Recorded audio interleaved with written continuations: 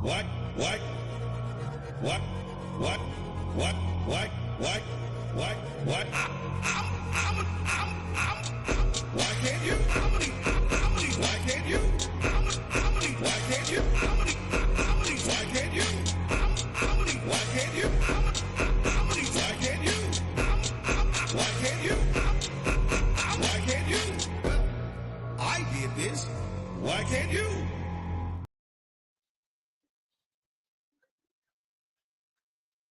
Hello. Yes.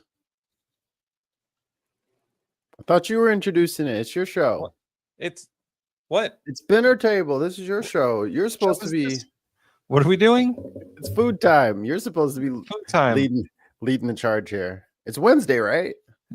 Sure, if you'd say so. I don't know what day it is. I just show up to the camera and they tell me what to do. Yes, it is Wednesday. I just fact checked myself. Well, hi and welcome to the Bin-ner Table. A seat at the Bin-ner Table.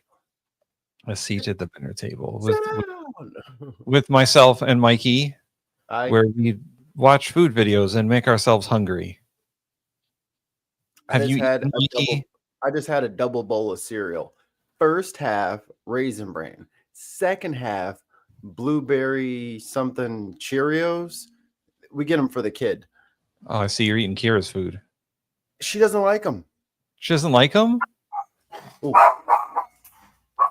The one flavor she doesn't like at all, and the other flavor we left stale. So I grabbed the stale one, threw that in the fucking Raisin Bran milk. And I was like, all right, 2 for 1. Well, what did I eat? I had some hummus and some chicken and for breakfast? Some chips. No, man, for lunch.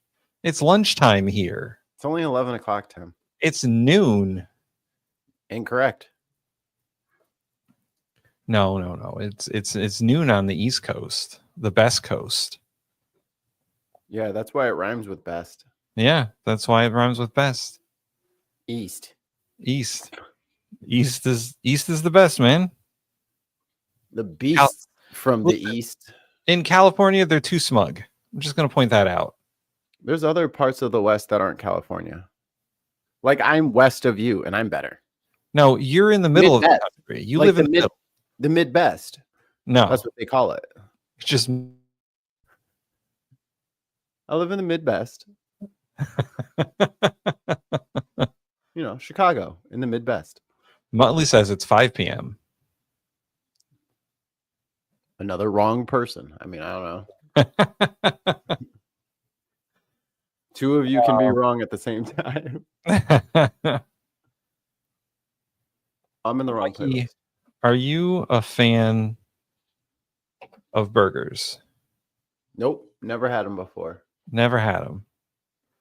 Are you a fan of takoyaki? I don't know what that is. I mean, I probably encountered it, but I don't know the name of it. Let's put it that way. I often encounter foods that I don't remember the name of. Yeah, we didn't watch this yet. Mm-hmm.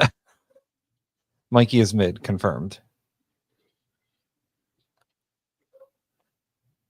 I'm number 5 on everything. I'm right in the center.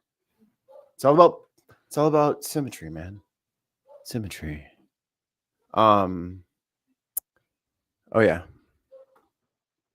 I'm sleepy. I'm not gonna lie, because that little girl woke up 3 hours ago for no freaking reason.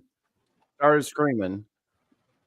Got half of her breakfast down and went back to sleep. I'm like, what the hell was that for? I also am a little tired. All the dogs decided to wake up at 6 a.m. And that was not a fun decision on their part. Observe. We begin. And good morning, all of our low energy friends. I got to sleep. Wait, what was that sound? I don't know. That was a great sound.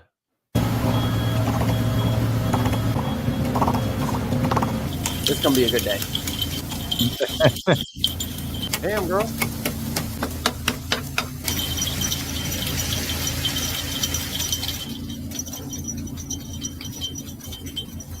She's a master.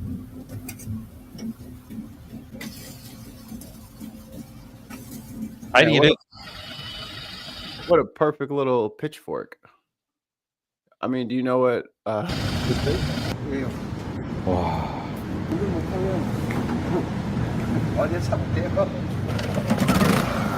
Favorite part of the day. You smell this damn generator for the next 8 hours. Yep. Yep. Good old diesel exhaust. That's a cool food truck. I like that. It's like a box truck they turned into a food truck. He's like, yo, it's okay if there's tape on that side. It's going to be up in the air anyway. Is that a BYD electric car back there that we'll never get?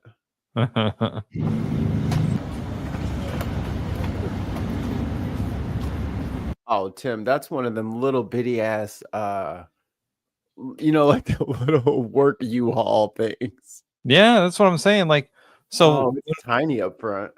When we were first looking for food trucks, we also had the thought to like have someone build us one out.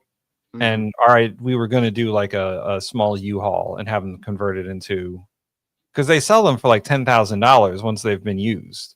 Right. I mean, unless you're planning on hauling a bunch of shit for thousands of miles, you'll probably be okay. Food truck, 20, 30 miles park. Yeah. Alternator is going to be great. All of the maintenance has been taken care of because they had to put it back on the road. So, but it would have cost us an additional like $40,000 to have them build it out, and we're like, well, that's too much. Well, hello to you too, Unquiet Badger. All of my tears have become opiates. Great song, you guys listen to it.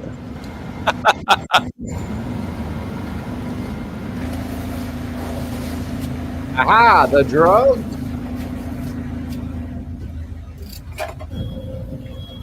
Oh, it's butter.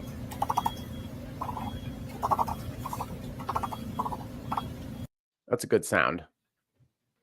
It's like 1,000 little bubble wraps, but huge.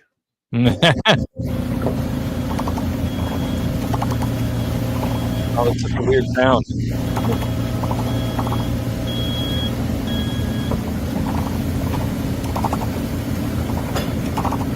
Didn't have all this other fan and bullshit noise, I would totally record that. 지금은 안 돼요. 네, 지금 준비 중이에요. What do we think that is? Batter?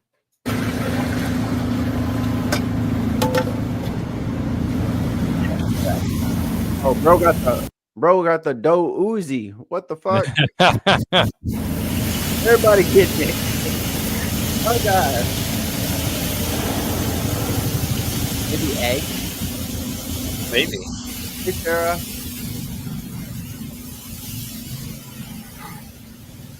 He's buttering his bubbles. Yeah, that actually makes sense. Like there's the octopus. The chewy octopus.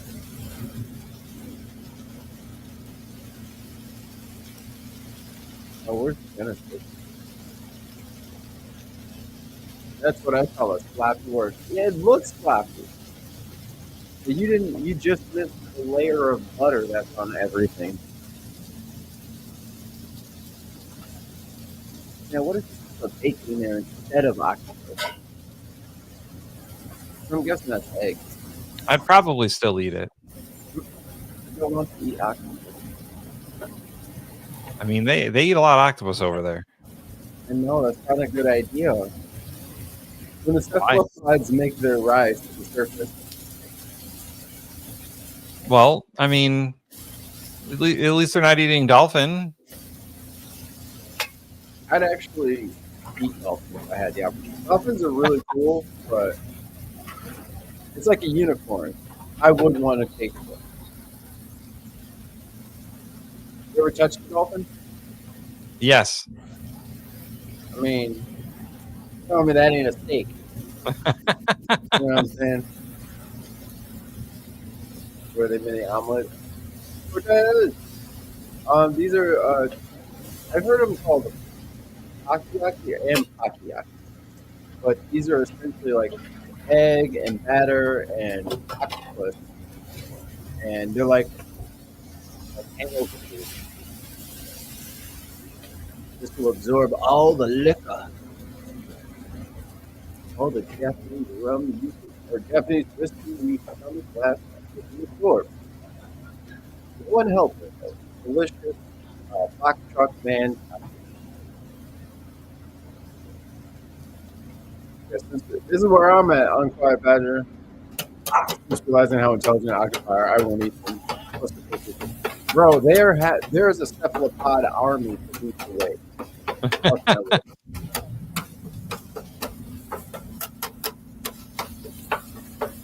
When they come to the surface, they will look at me with their ridiculous eyes. Have you ever seen cuttlefish eyes? Yes. And they're like W's. Like, how do you have a W people? Mm.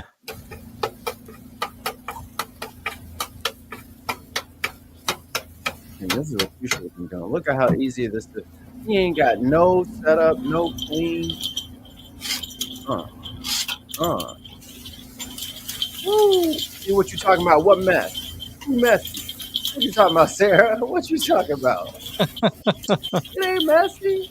Okay, that was pretty bad. Damn, bro. Why are you so fast?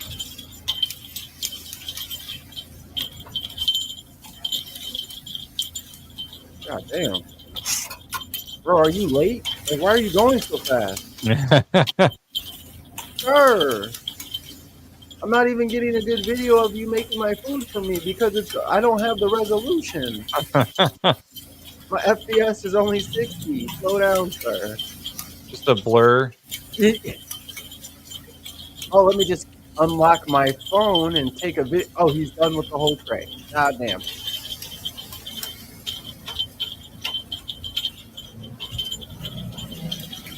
Oh, the boss knows his boss knows he's working. I think he is the boss. And I think if I was walking down the street and I started hearing the bells, I would know that some fresh ones are getting flipped over right now.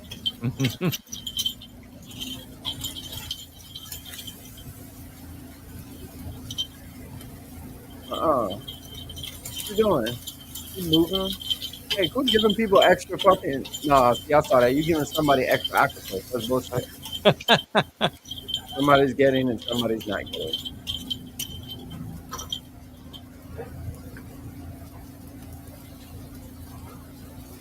It's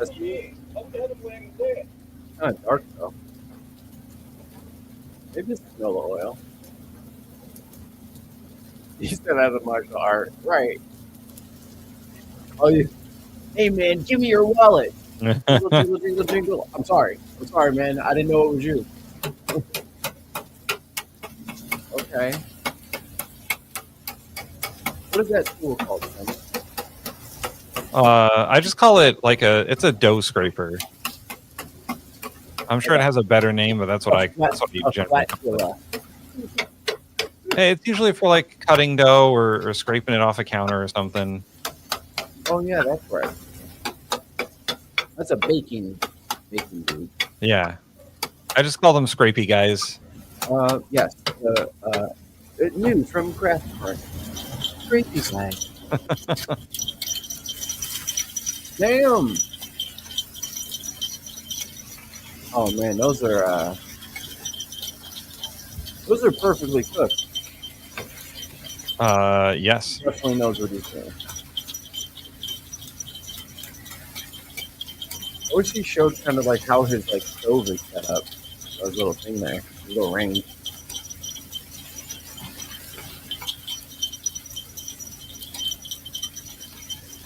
Who's it? Unquiet Badger says octoballs. The 8 balls. No, Octa's 8. Neun Hockey is balls. in German.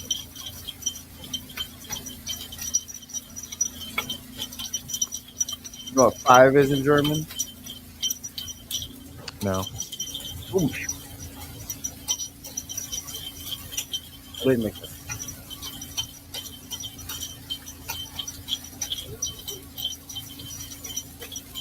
See, I ain't got that kind of coordination. Tim have both sticks stabbed into either arm, like ah.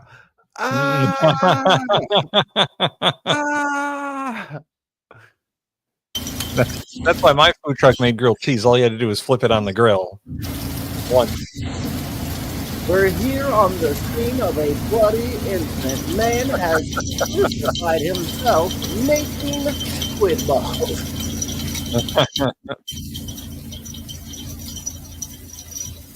Making aqua balls, playing his own squid game. Oh man, it'd be cool if that truck was called Squid Game. I'm not going there. That's people. You're eating people. If you go to a food truck with squid game, then you're eating people. People who lost.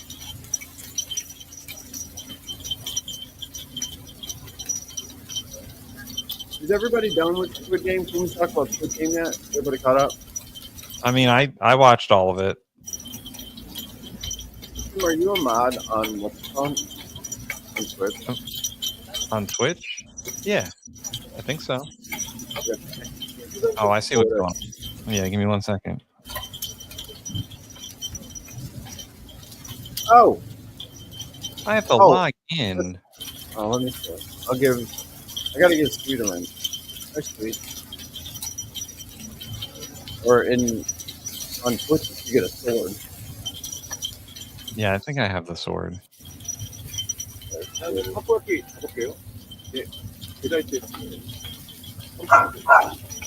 Hero. Hey, Oh, that's my password. That's my password. chill, dude. 40. I'm guaranteeing you that jingle is for customers only. Was like Seinfeld had that joke about like fucking just like the umbrella and you just pin it. It naturally attracts people. Oh man, look at how many you get in the serving. Damn. Oh, he's picking up choice nugs. You remembered? Oh, what is that? Some sort of delicious sauce, I'm sure. Fish plate?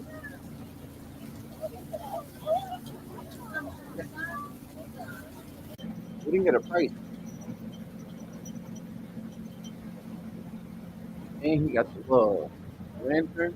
He looked like he'd be floating in futuristic wherever Corbin Dallas lives. With his Sedona.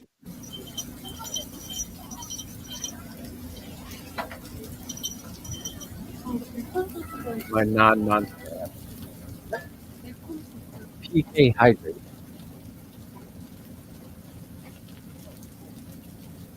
Damn. Yeah, I'd eat it. I don't know if I can even have it. If you're allergic to shellfish, can you have mollusks? I don't know. I don't know if it's worth experimenting. This is like Kool-Aid.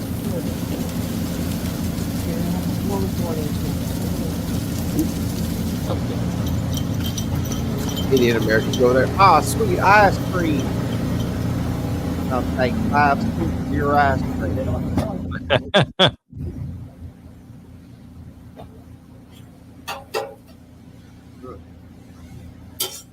There you go, nice and easy. That is takoyaki. Delicious for somebody, I'm sure. Nothing too great. The video that I made is still exporting. Okay, I got another one. I mean, I also have some cooking with Jack. Oh boy, do we need to check in with Jack? It We is might time. need It's our weekly check-in on Jack. See what he's up to. Make sure we don't have to step in. That's mainly why we're here in an advisory capacity. No, we're here as onlookers for his safety. We should have a court order that says, Jack, no. Be like, hey Jack, I'm gonna just need you to. Yeah, we've been watching your video. Just your next few ideas. We're gonna need you to run that by us first, because we're getting really close to intervention time. And like, what was that chicken that lady made him eat? That chicken lasagna. Oh my god, the chicken Alfredo lasagna. Oh boy, that's rough stuff right there. They're gonna have to stop treating Jack like that. He's a citizen of this country, and he has rights and privileges that maybe not everybody is aware of. You may not feed him poison. You may not. You don't have a culinary license, lady, to be giving him that zombie chicken. He's also got to like lay off on the other people telling him to make stuff. Like that chicken Alfredo lasagna was pretty bad. Yeah. It was, hey, but it was no bake lasagna. It was no baked noodles, man. You just fucking soak a noodle.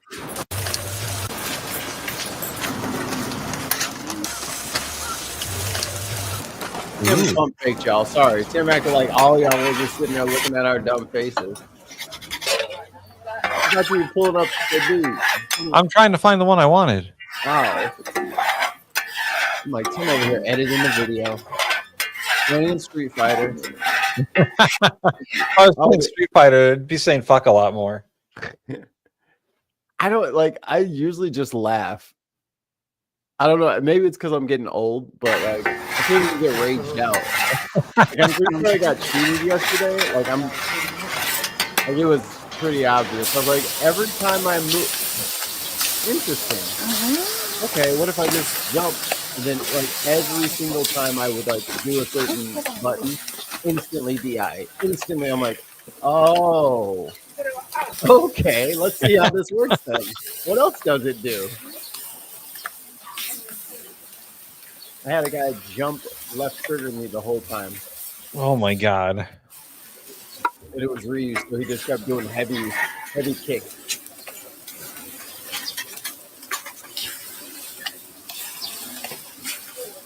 So I carried him through him into oblivion. Went on a 14-win streak with Kimberly yesterday. Oh yeah. Jack can't be governed. He's ungovernable. No one controls Jack. We don't even know where he came from. He's just here. Is there raw meat I should have edited this out? Oh, no. We'll pull back. And they go to the next ingredient. Yeah. As long as they're in separate containers, it's not really an issue. Or if they're going to be cooked together. Yeah. They can't be touching. They certainly can't be touching. Like puffed rice or something. Or panko. Panko. Then he's going to put the little dried shrimp. Those are little bitty shrimp. Aww. Painted. Like shrimp. Like shrimp. It's like shrimp bits.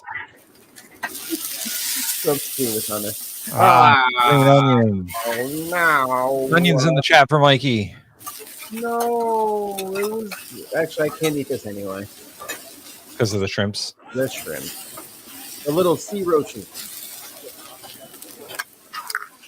Ooh, egg. Okay, just cut it with the edge of the thing. You barbarian! Damn. Mongolian breakfast. I Egg. wonder how many tries it took to get that right. Just cracking the egg on the fucking scraping. Oh my God, you know the timing gets off. Sometimes he cracks it in his hand, like fuck. Fuck.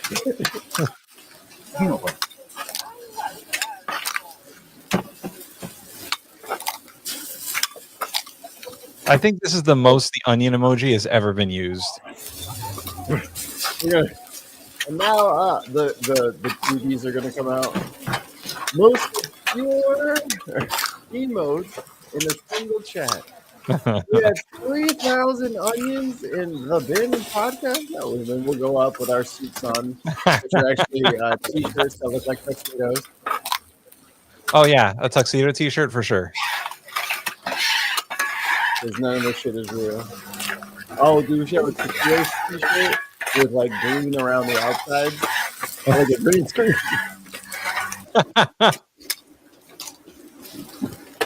Damn. Just for the masking later.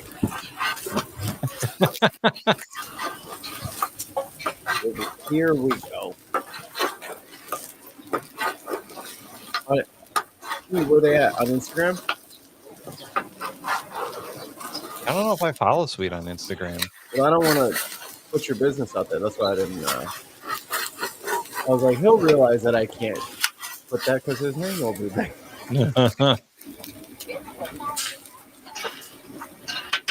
Do I follow Sweet on Instagram? That is the question. Okay. Well, I'll do my best anyway. Sarah, get. Whoa! I didn't expect you to do that. Oh, it's gonna have cooked egg on the bottom. That's good.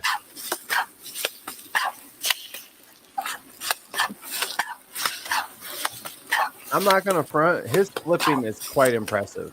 Like he's making it look very easy, but he's very consistent.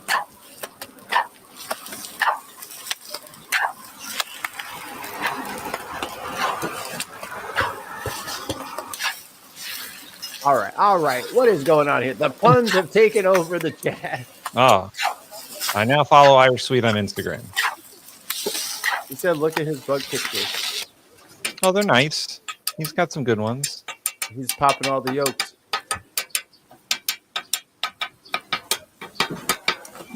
He's yolk jabbing.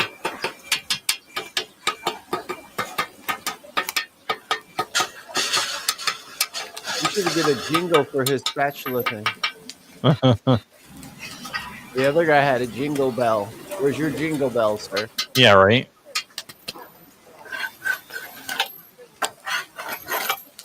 This looks kind of mid. I'm not gonna lie. Maybe there's like a second part to this. Because this is just like egg, and An egg pancake.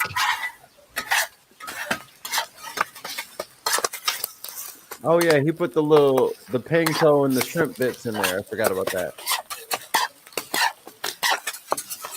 So how do you even eat this? I don't know. In some wax paper? And you just take it with you?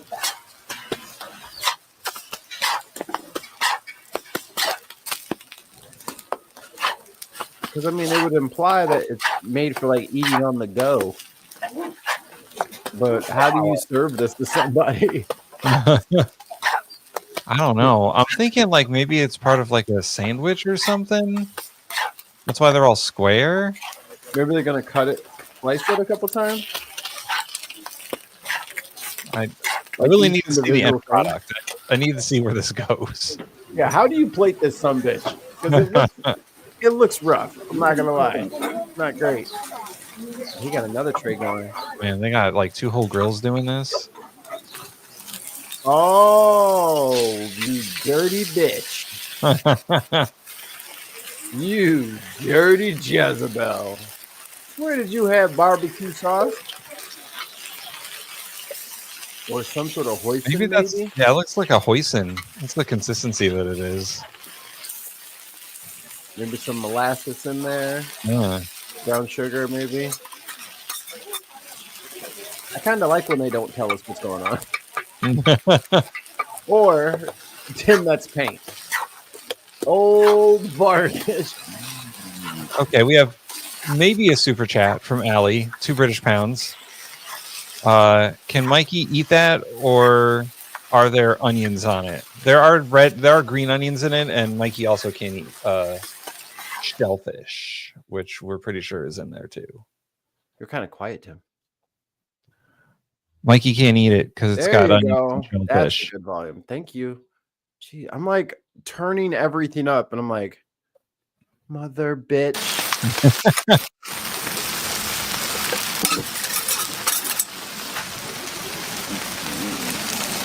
They're moving. No, I'm just kidding. They're alive.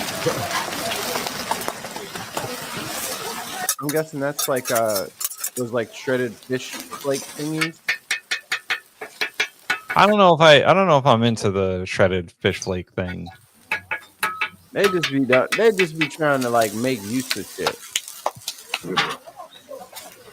Take a useless thing, turn it into some sort of salt brick. Oh, it folds in half. It folds in half. That's how you eat it. It's like an omelet. Yeah, it's a folded omelet. That's breakfast for how many people? Yo. Y'all can't be eating like that for one person. It's not gonna. How do you have this many chickens? That was a lot of eggs.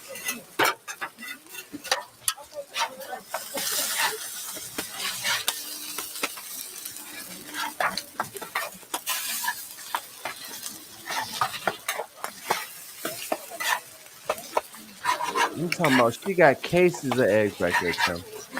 That's a lot of eggs. Cases. Yeah, well, I mean, they went through what, like a couple dozen eggs just making that one grill worth of stuff? That wouldn't work over here. People don't eat eggs like that.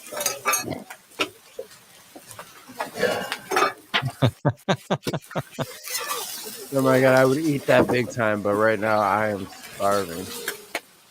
I mean, y'all can like stuff with onions. Actually, Or you can eat it one at a time. Oh, look at that. oh, that's the one with the stuff on it. Oh, look at that. It's almost like a quiche. Yeah, it is like a quiche.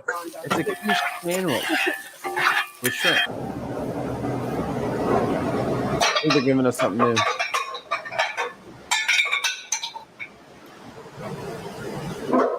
Ooh, can we guess? It's going to be some sort of egg dish again, I think. They use those pans for making... What are those? What are those? Yeah, the steamed wood punch is interesting. Huh? Are they just sanitizing equipment? They might be sanitizing equipment.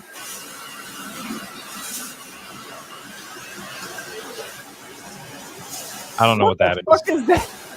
I don't know what that is. What is that? Oh, those are plums.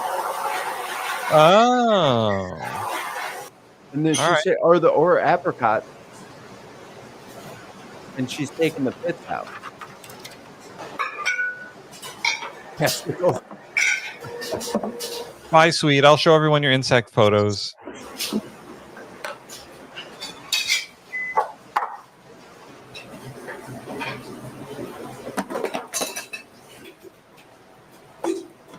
You got it? Yeah.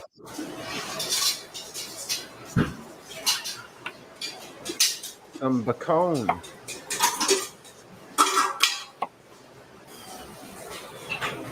Now, I've been told that she's holding that knife wrong. You know, not necessarily. Like that, I heard that's wrong. It's not. It's better for precision if your index finger is on the spine of the blade. If you need to dice things properly, that's the thing that you can do. I do the index finger on the spine of the blade, but just a little further back. Her hand is like all the way down. And run. 10K won't run. Train it for itself. Still running 10Ks. Freaking beast mode over here. I know. Easy, Marshawn. Easy, Marshawn. He's out there making us look bad. Get some Skittles and calm down, cuz. Have a good train. You pinch the blade. Yeah, that's what I was thought. Yeah.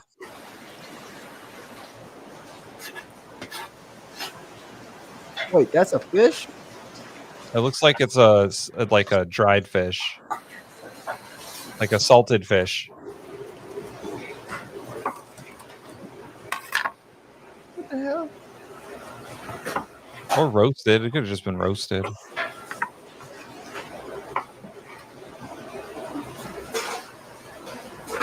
Oh, she said you can get only what your portion dictates that you motherfucking no, you can't have the little frilly parts on the edge of the fillet. Yo, motherfucking fillet is exactly 3 by 7. You don't get nothing else. So that they got pork belly and fish. Oh, I see what's going on. She's using the knife itself as the length of the portion. That's pretty cool. Damn. Oh. Damn. We should What? sell knives that have like rulers on them. You know, the people would find that useful, I think. But all right, Here's the best how do part, you? Tim. You can't measure and cut at the same time. It's true. But how would You you have to buy keep two. the ruler part from like coming off? Because like if you'd have to like etch it into the blade. You can't like stamp it or whatever because it would just like if you put ink on the blade, it's just gonna come off at some point. I mean, those ceramic blades go for quite a while. Yeah, but they suck. Tim, we're trying to sell a product, not trying to save the world, okay? We'll have to make the Uber knife later. Made from Wakandan vibranium. Made from the skeleton of Wolverine.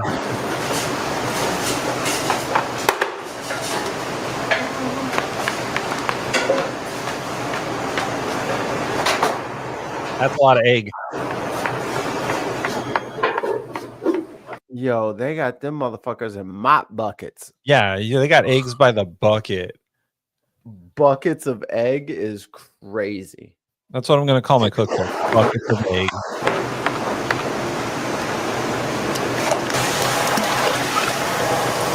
I'm writing this little novel about today's economy. It'll be called Buckets of Egg.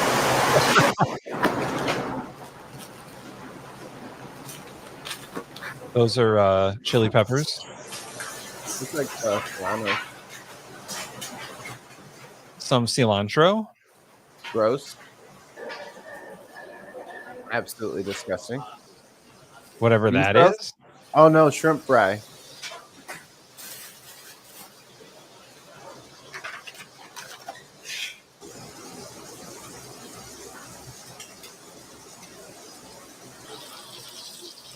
Yeah, I had to work on an early shift today. I was on bacon. No, I didn't eat any. What? Check my cholesterol. Made for the door.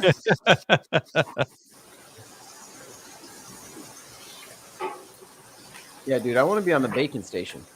Yeah, just making bacon all day. I mean, he's not cooking it very long, but some of you perverts like chewy bacon. I do. I know. That's the pervert I was referencing. This guy's doing different. He's cutting much. Actually, that's a good question for the chat. Chewy bacon or crispy bacon? Not a question. Sweet potato? It looks like a sweet potato or a yam. Oh yeah, there's one over there. They're already boiled, I think. Yeah. They don't know nothing about no yams.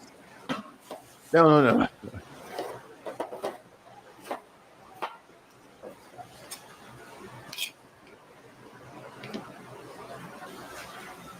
Thank you. Thank you. I mean, it's pretty obvious here. We shall see. Bacon is meant to be crisp.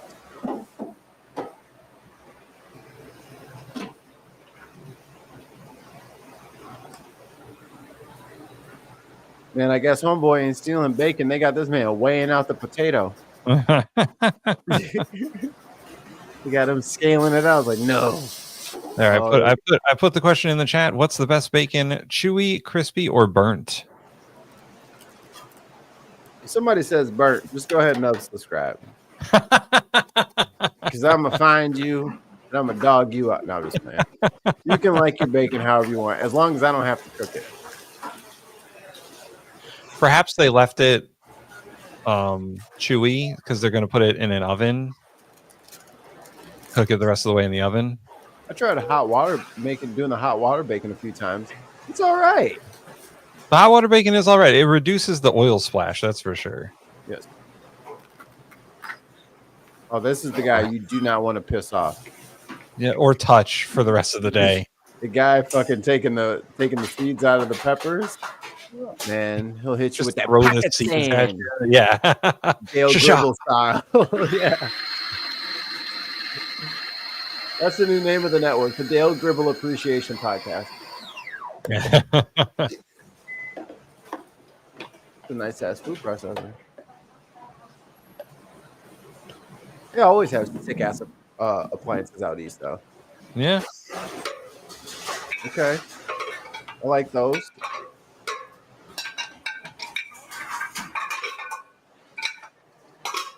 Yeah, see, that's the omelet station right there. What's the wood for? They were soaking that wood. They were soaking those wood blocks. I thought it was going to be like to protect it from burning in some sort of flame, but cool. Way to go, cameraman. You fucking missed it. You slow bitch. Oh, yeah. Oh, I do also forget that the UK people and the Irish have a somewhat different definition of bacon. They have that incorrect assumptions about bacon and its existence. Well, it's more of like a ham consistency, like a hot ham.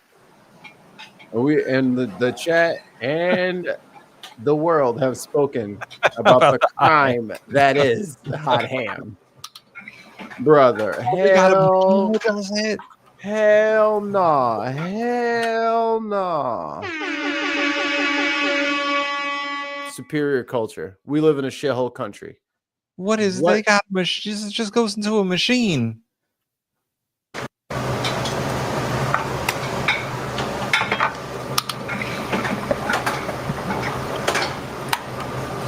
I think it portioned itself. It did. It's a self-portioning egg dispenser. Because it stopped on its own, even though his hand was like still.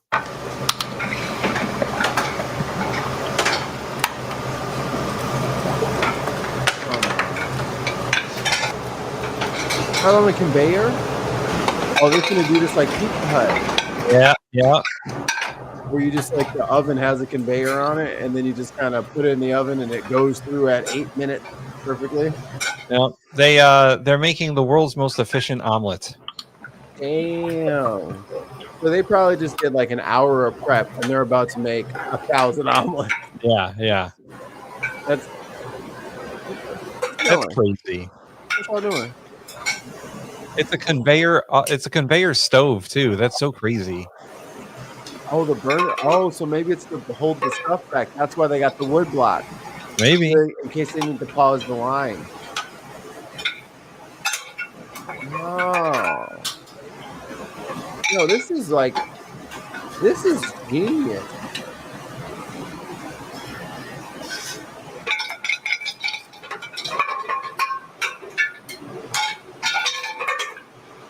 Oh, he's checking for cleanliness. I appreciate that.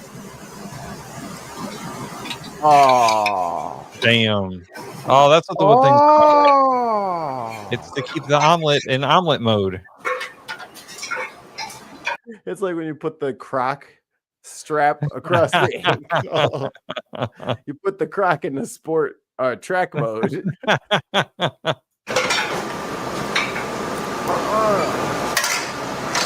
Yeah, that's wasted. We got all this empty space. Throw that bitch up there.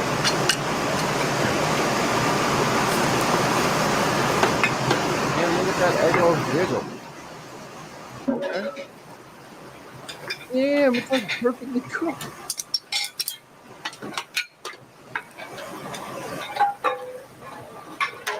I thought he was going to drop it in there. Not even going to lie. Okay. Oh my God, if he dumped all that in. Oh no, he didn't.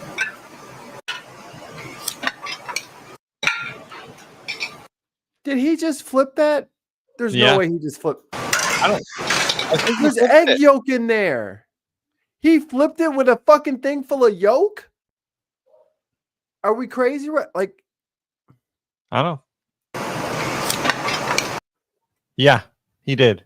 He did. how? How? We got another super chat from Ali, 5 British pounds. Streaky is US bacon. The other bacon is Canadian cut bacon, and there are the thicknesses. So I'm not a huge fan of the super thick cut like Canadian bacon stuff. I don't mind a thick cut bacon, but y'all in Canada have a weird idea of bacon. Lighter and crispier is better, I think, than thicker and chewier. There's like a 2-inch cricket in here. He's enormous. Here, see if I can get him. Oh, maybe not. What am I hung up on? I can see the cord moving. Oh, my monitor has that pole. There you go. Look.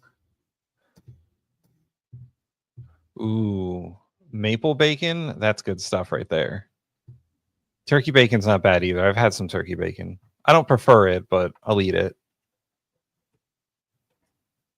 I only eat molasses peppered or brown sugar peppered bacon. Oh, that From sounds the oven now. delicious. That sounds delicious. I put that on our breakfast sandwiches. Have you? There's a gas station down the street from me that does like they have a deli, and they have jalapeno bacon. Oh my god! All right, y'all you're playing too close to the dragon's tail now. I mean, maybe he did. There's no way. He flipped it so fast, Monkey. The frame rate isn't going to catch it. And he also flipped it outside the camera. It happened off screen. Camera trick. It's a different pan. They cut 2 clips together. This whole thing is a green screen. The previous shots were in the same restaurant, but this is the all CG recreation. It's very edited. Oh, so he did that one in our face so that we couldn't say nothing. Damn. It's like, oh yeah, you think that was fake? Flip. How do you hear us? Wait a minute. We have a question from Sarah Davies in the chat. Why is petrol, which is a liquid, called gas in America? Because we call it gasoline, and gas is just short for gasoline. Mm-hmm. That's it. But yes, we do say things wrong a lot. A lot. Like a parkway is a road and a driveway is to park your car, sort of thing. We're often wrong, except it's called eggplant, not aubergine. Because it has that weird egg yolk thing in there. Yeah. It's weird. $2 super chat from Tim Ballum, or 2 British pounds. The Foresters love badger ham. Oh. We would never condone eating of any badger. Never, not on this channel. We enjoy our badgers. We're anti-badger eating on this channel.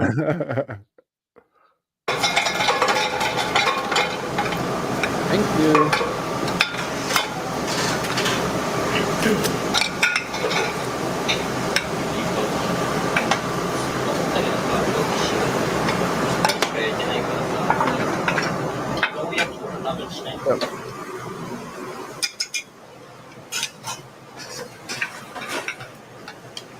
What is that? Oh, is that the...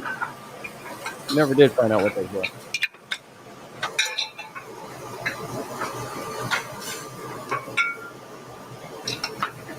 Cricket, I think, is hiding underneath me because he is missing a leg, and I imagine the cat's got to him. Little animals, do not come in this house. Dexter is waiting. Damn, bro, this is some robust ass motherfucking chopstick. You got drumstick. That is like a perfectly rectangular omelet. Then you just fucking send it back down the conveyor. This is a very robust omelet making operation. Get in that mic, man. This is a very robust omelet making operation. Damn. And they're all identical.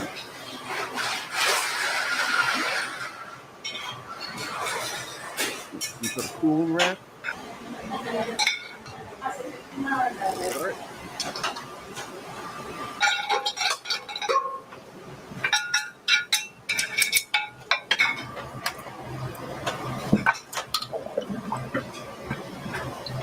Like, how does somebody mess this up? I don't know. It's pretty idiot proof, right?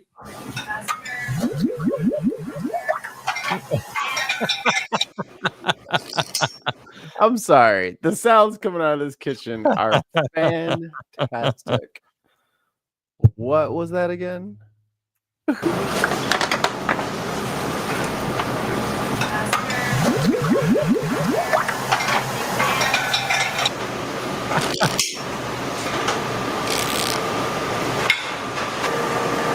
Are you making a pyramid? What is that? Where's that shit? Yeah, why are you making it so heavy this time?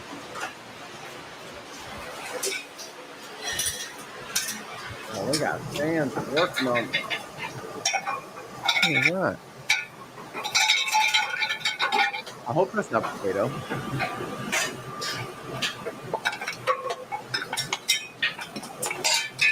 Oh. I hope ground beef. Looks like pork. Okay.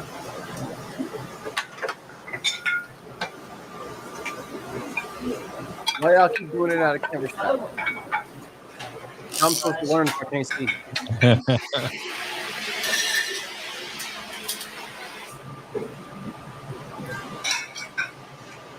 This dude's hat.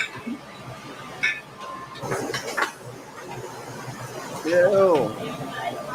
Cilantro. Oh, it's working. There you go. Tim, Mikey, what's the most exotic meat you've eaten? Ostrich.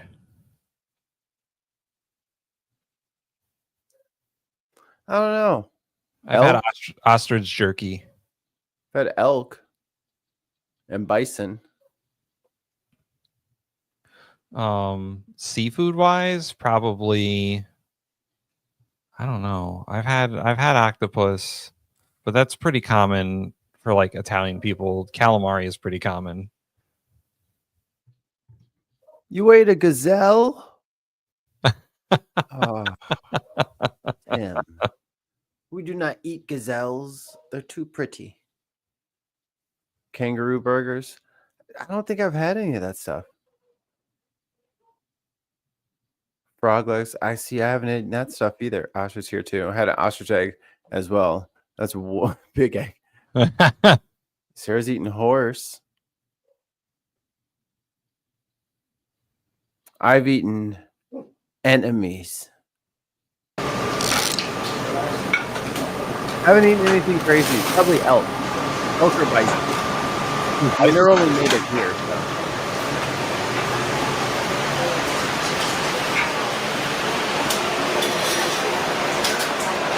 Did you ever play Pokemon Go?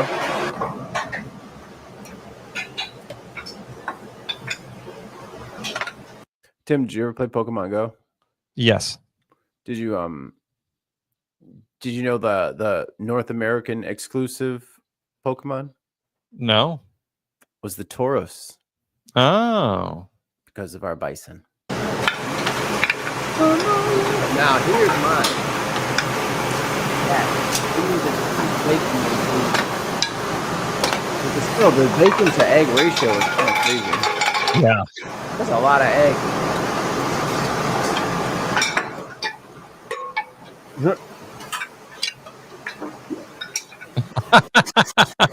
I've never had humble pie. I'm better at Mikey than Street Fighter.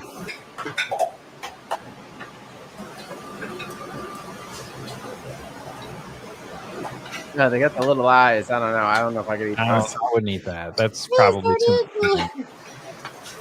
I'm kind of squeamish around egg as it is. I wouldn't have egg with weird stuff in it. Really hear you. I am like in the microphone. Maybe there's a setting thing. All right, now say something. Blah. Can you hear me now? Just, like, manually crank it. All right. Hold I'll on. say. I can do it on my side. How about now? Better. Okay, that is maximum microphone volume in StreamYard. And my mic is already set to max on my soundboard. Something's wrong. We'll find it. We'll find it.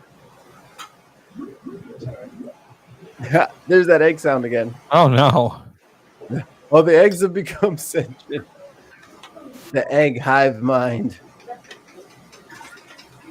You went quiet.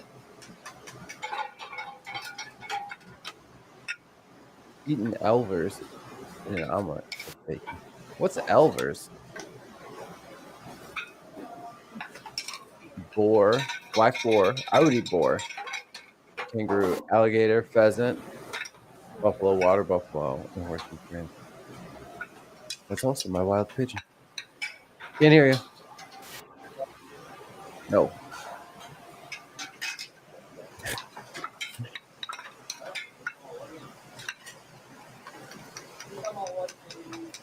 Is that pepper? What did he put in that one? Who is that? The peppers they took up? There we go. They were de-seeding. No, that black. Oh, it's not black. Oh, I don't know what that is. Maybe it's seaweed, just like shredded seaweed. Hey, would you like to ruin some eggs? Pour some damn dried seaweed flakes up in your omelet flipper. Jeez. They all come out so good.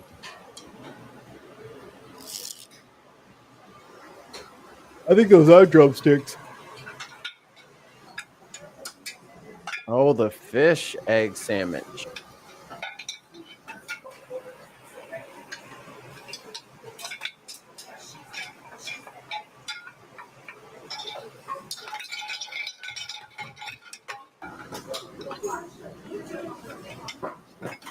How about now? There we go. Now it sounds like your shit's all the way maxed out. Yes. Well, I had to switch microphones, but All right, say something. I had to switch microphones. Okay, keep going. All right.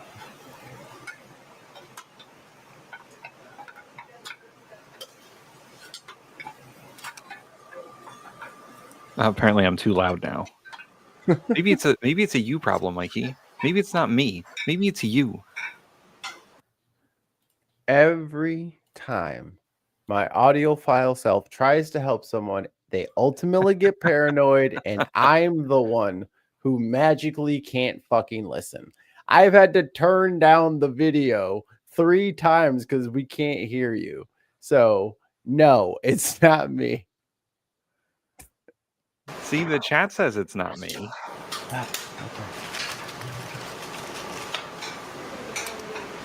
I'll turn the video back up.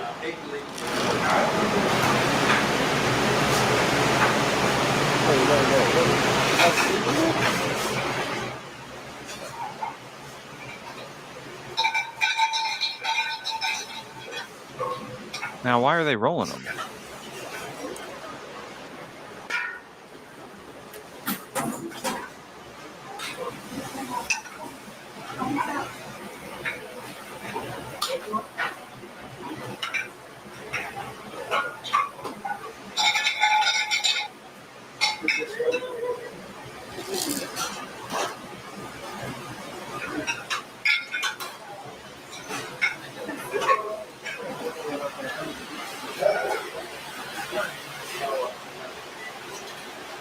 You're just gonna dry them out?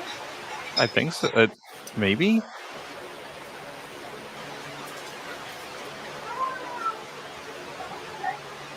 No, they just want rolls, man. They just want egg rolls. Aha! They're egg rolls.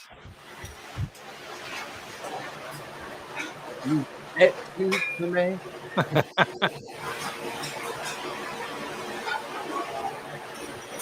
Man, I'd eat the shit out of that. I don't care if it would make me sick later.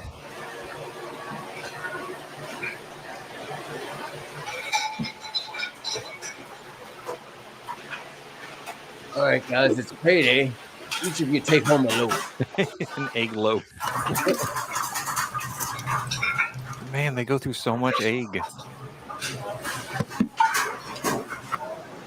So I assume that drum is the top of that dispenser. Well, what? I assume that drum is like the top of that dispenser. Right. That automatically portions perfect eggs every time. Bastards. They've got it everything.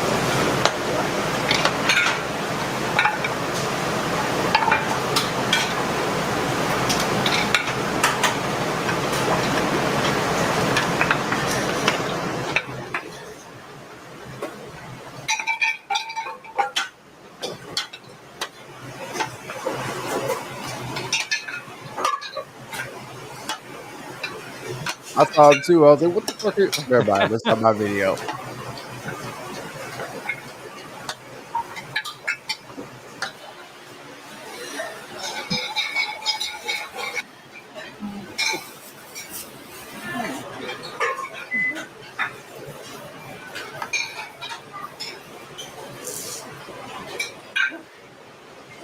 I imagine something elaborate or complicated is about to follow. Apollo.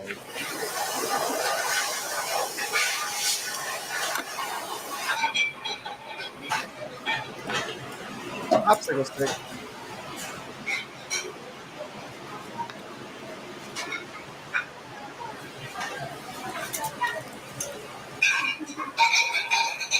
Is this going to be like an egg pop? I'm guessing them bad boys getting fried.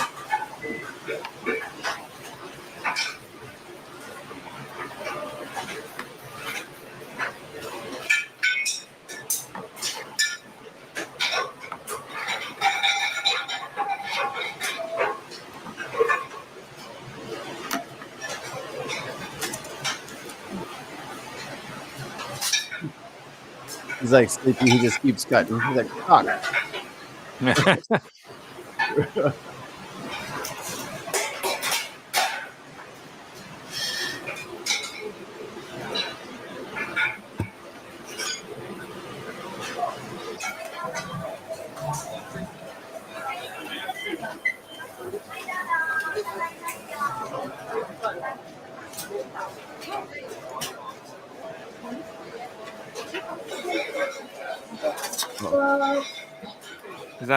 Is that like a sampler platter of the different eggs? Lord. Eggs. Eggs. Eggs. Eggs.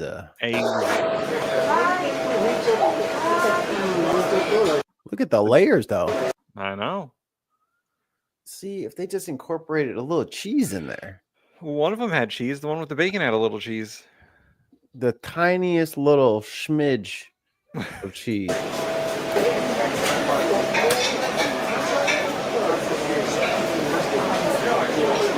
There's a bacon one. Oh, no, that's the pork one? Oh, so you get a little platter with all the little shit in there. Oh, that's different. Yeah. There's the roll.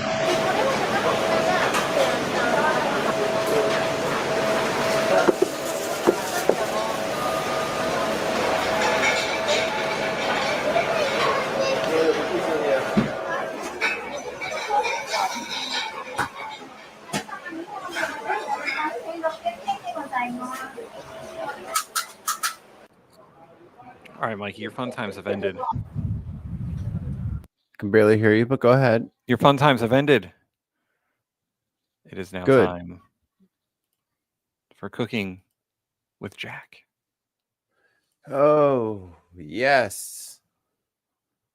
Congratulate. Oh, Lord. Oh, no. Let me stop. Oh. Okay. Get ready for Yeah, cooking with focus. Jack. Let me... Birria tacos. Oh, man. I love birria Let's do tacos. this peanut butter grilled, peanut butter air fry, peanut butter. We're going to do both. And that was a video I was going to do. But then I kept thinking about the burrito tacos. I really enjoy burrito tacos. You guys know I've been on a rampage over these tacos. It's not like Korea. Burrito making the burrito taco video, and I wasn't 1,000 on the recipe. Tasted good, but I felt like I could make it better. Me personally, I was using a recipe out of a book, and I basically put together my own recipe. The What? thingy. Oh, We do not have unlimited money in the United States. So, and then I thought, you know what? That took a long time to prepare and do and all that stuff. I'm going to create a lazy man's version. Okay. So today we're doing lazy. If you only knew how ridiculous that statement is, you wouldn't have said it. There's no such thing as quality lazy. I'm sorry. especially Bira, because you have to like make the sauce for a while. God, And you have to- bones. Then you have to cook the beef for a while. Nope. You You finna can't put just some. be like, I was about to say, where's the liquid smoke? He's about to put 3 gallons of liquid smoke in a jar. oh, you can't make a 30-minute fucking Bira. That's not gonna happen. He's about to. What you talking about? Man burrito tacos. And I hope these are going to be better than the ones I made in the last video. Let's see what happens. Come on in close and I'll show you all the stuff that I thought would taste good. Here's all my recipes. I can do whatever I want. Here's all my recipes from China. What do we got? What do we got here, Mikey? We got Frozen carrots, some crinkle rotel. cut. There's some rotel What? there. Beef broth, taco seasoning. I see taco seasoning back there. Of course. Because An cumin onion. is too fucking hard. It's cumin. There's Just cumin put right cumin. here. He's gonna do What are you cumin and taco doing? seasoning. It's just salt. And I think this is salt and pepper, like a lot of it, like way too A bunch much. of it. We got some chilies, it's dried chilies. Those look like. I think I have some of those. Ancho? I think those they are might be ancho, yeah. Well, I had some and then it ripped. So I gave it to the squirrels. They loved it. And then whatever kind of beef this is. That is stew meat Not or taco meat. not meant for Bira. Yeah, it's like It's like beef it's- strips. yeah, it's bigger than like mincemeat. It's smaller than like the chunks you would use for stew. It's like that perfect kind of like 1-inch kind of tube Yeah. instead. It's Yeah. nice. And some garlic. He's got actual garlic there. That's probably for the best. He's definitely going to use the edge of the knife. He's definitely going to husk it. You know, he's probably throwing them in their hole. This is his lazy man thing. What are we Yeah, talking about? Do you yeah. see any knives on that motherfucking table? Nah, no. Hell no. That shit's getting dumped into that. Where's that crack pot?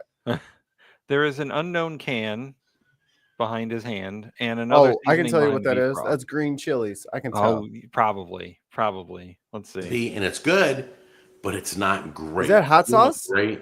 You get to redo it again. Oh. So this is kind of a redo to the burrito tacos, but we're doing a lazy man's His version. arms on one. The way we're on gonna a- do it, we're gonna take all these Pause, ingredients. pause. His arms on a hidden container. It's chili powder.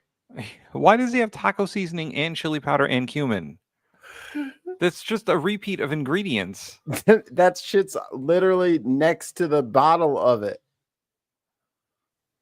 He's overlapping on so much shit. On the Why are the carrots there? Is my real question. Everybody knows you put frozen carrots in your burrito tacos. Burrito. same pot. Because he's And then we're just going to simmer that for 3 hours, and no stages, no treatment, no difficulties. And then I'll give you the steps. This is going to be the easier version. Okay, if you've never had burrito tacos, they're amazing. I warn you, they are addictive. Be careful. so They're awesome. addictive you can't learn how to fucking say it. Absolutely love it. So it's the only thing I order now. It's crazy. But anyway, let's run down these. So I got 2 cans of Rotel, got some Can we pause it frozen real quick? carrots. Last time. The only reason I harp so much about this kind of shit is because Americans have a way of just trying to Americanize everything. No, Yeah. learn how to say what the fuck it's called. Stop trying to just use your lazy American English and slather it all over everybody else's culture. Learn how to fucking say shit. It's a sign of respect, and it's free. End of rant. And it's fucking eggs. Freezer section. I got Eggs. some beef. It's kind of chopped up stew meat. And then I've got My wife's sleepy. She the says it. dried chilies really were great. We're What? Yeah, her Chicago starts to come out when she gets tired. It's funny. She can't hear it, and I'll just like nothing. What? I said legs. I was like, yeah, sure you did. You we're sure gonna said work with legs. those again today. And then onions, garlic, Garlic? chipotles and adobo sauce. Chipotles and adobo I'm using all sauce. this beef broth. I've got taco seasoning. I've got smoked paprika, which I absolutely love. And I've got chili powder, of course. Once again, there is paprika in taco seasoning. Yes, It is already there. correct. So why the fuck? How are you gonna be lazy and buy all the ingredients in the thing that you said was the lazy man's way of doing it? Like, Right. just make it the regular way. Because that big ass jar of taco seasoning was probably like $13. So you're better off just buying the fucking ingredients that you're missing from the other ones you already have. If he makes something even resembling bira out of all this, I will be shocked. Where's the fat at, Tim? I don't know. That Okay. meat looks pretty lean. That's what I'm saying. Like, that's the grease from Birria tacos is like the flavorfulest, craziest, bestest, ruin your shirt for it part. Because it will ruin your shirt. Oh, Ollie's in the chat. He'd come, maybe he wouldn't even come. I think I don't have the elbows up thing, Ollie, so there you go. Or how about I can Keeping our vouch for elbows. you, and we'll do it live. I got you. We're keeping our elbows up, bud. And what would a Hispanic dish be without? what would a Hispanic dish be without cumin? Is what he's going to say. Cumin. So I'm using cumin, I thought it was Oregano. something else. salt, pepper, and I believe that's all I need. And all this is going to go in one pot. We're going to simmer it all together and see how it turns out. In All his, right. in his So crock I don't pot? know what came over me. Pressure cooker. Come up with this idea. I have no idea. I want the chipotle. I don't want the chipotles. I want the adobo sauce that's in here. The adobo sauce that's been in the chipotles is already a little spicy. Learn Chipotles. words. Pull the chipotles out. They're easy. Get all the sauce out of here too. So Feed we're the gonna dog. open it up and put it in a bowl. I'm going to show you what I'm going to do. Trip, there's no coriander in this dish. Hey, yeah, it's coriander too, you slugs. I can't have it. I have the There's no cilantro coriander. Isn't coriander? Doesn't coriander become cilantro?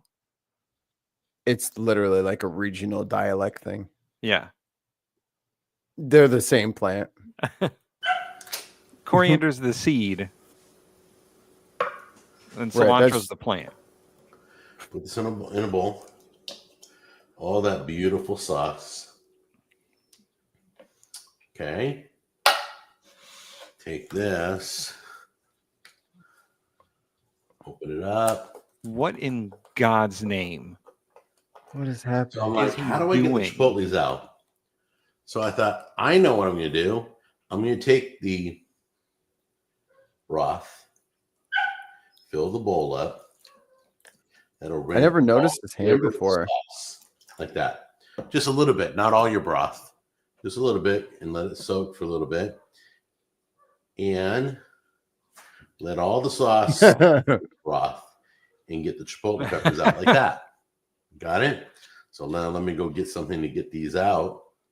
And you can see the skins, you can see everything. See?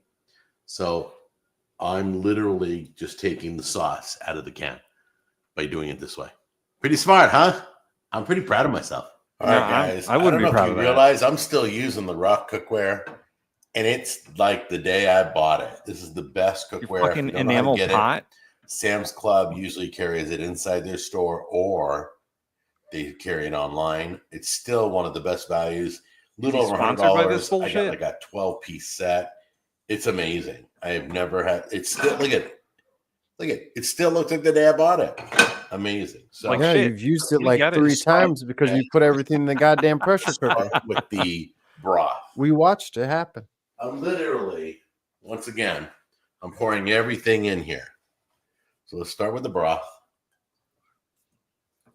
You generally don't do that. You don't start with the broth. So here's the rule: if you don't like rotel, I like it because it has a little bit of extra Oh, right. stuff inside to give it more flavor. But my you can God. use crushed tomatoes. If you don't like rotel, just get cans of crushed tomatoes. He's not going to drain it. Rotel in there. It's full of water, You're dude. making me cry. Life's hard enough as it is. You It's don't want to cry suspended anymore. in water. Dude, you don't do Drain these things it. first. Wow, I didn't even think. Is this going to be big enough? I mean, Drain it. ironically, this pot is also Oh my from God. the Rock. He did it I again. bought it from the same company. It's been good to me. I love it. Yo, Like hold turquoise on. color. He could have Everything's totally edited that out, but He he could've, left he it could've. in there. He talked about boy. how great it was, and it was too small. They're Oh, boy. fantastic, but they're also not big enough for anything. So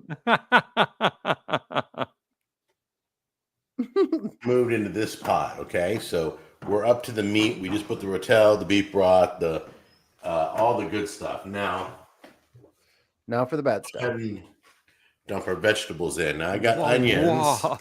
Why? and carrots in here. See, he did this in the wrong order, and I have to officially complain about this.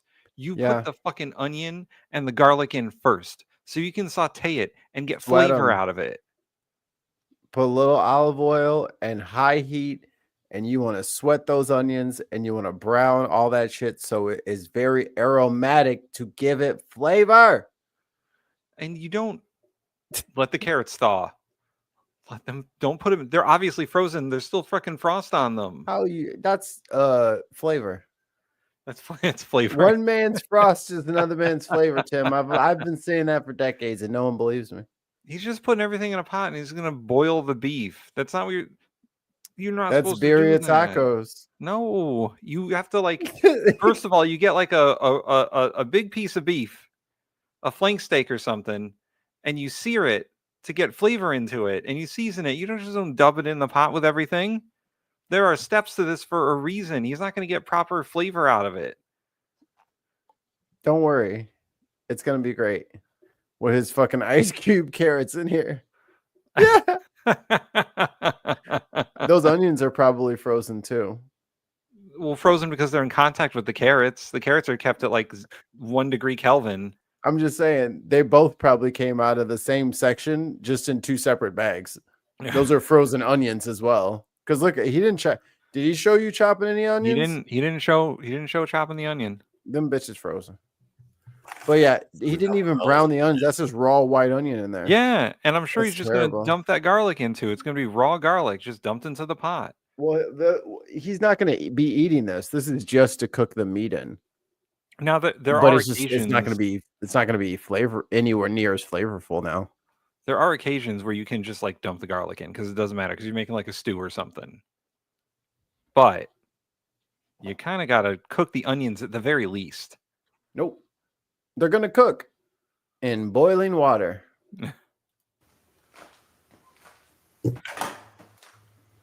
In boiling rotel juice. The water from the rotel. This is the chipotles and adobo sauce liquid. So we're dumping that in.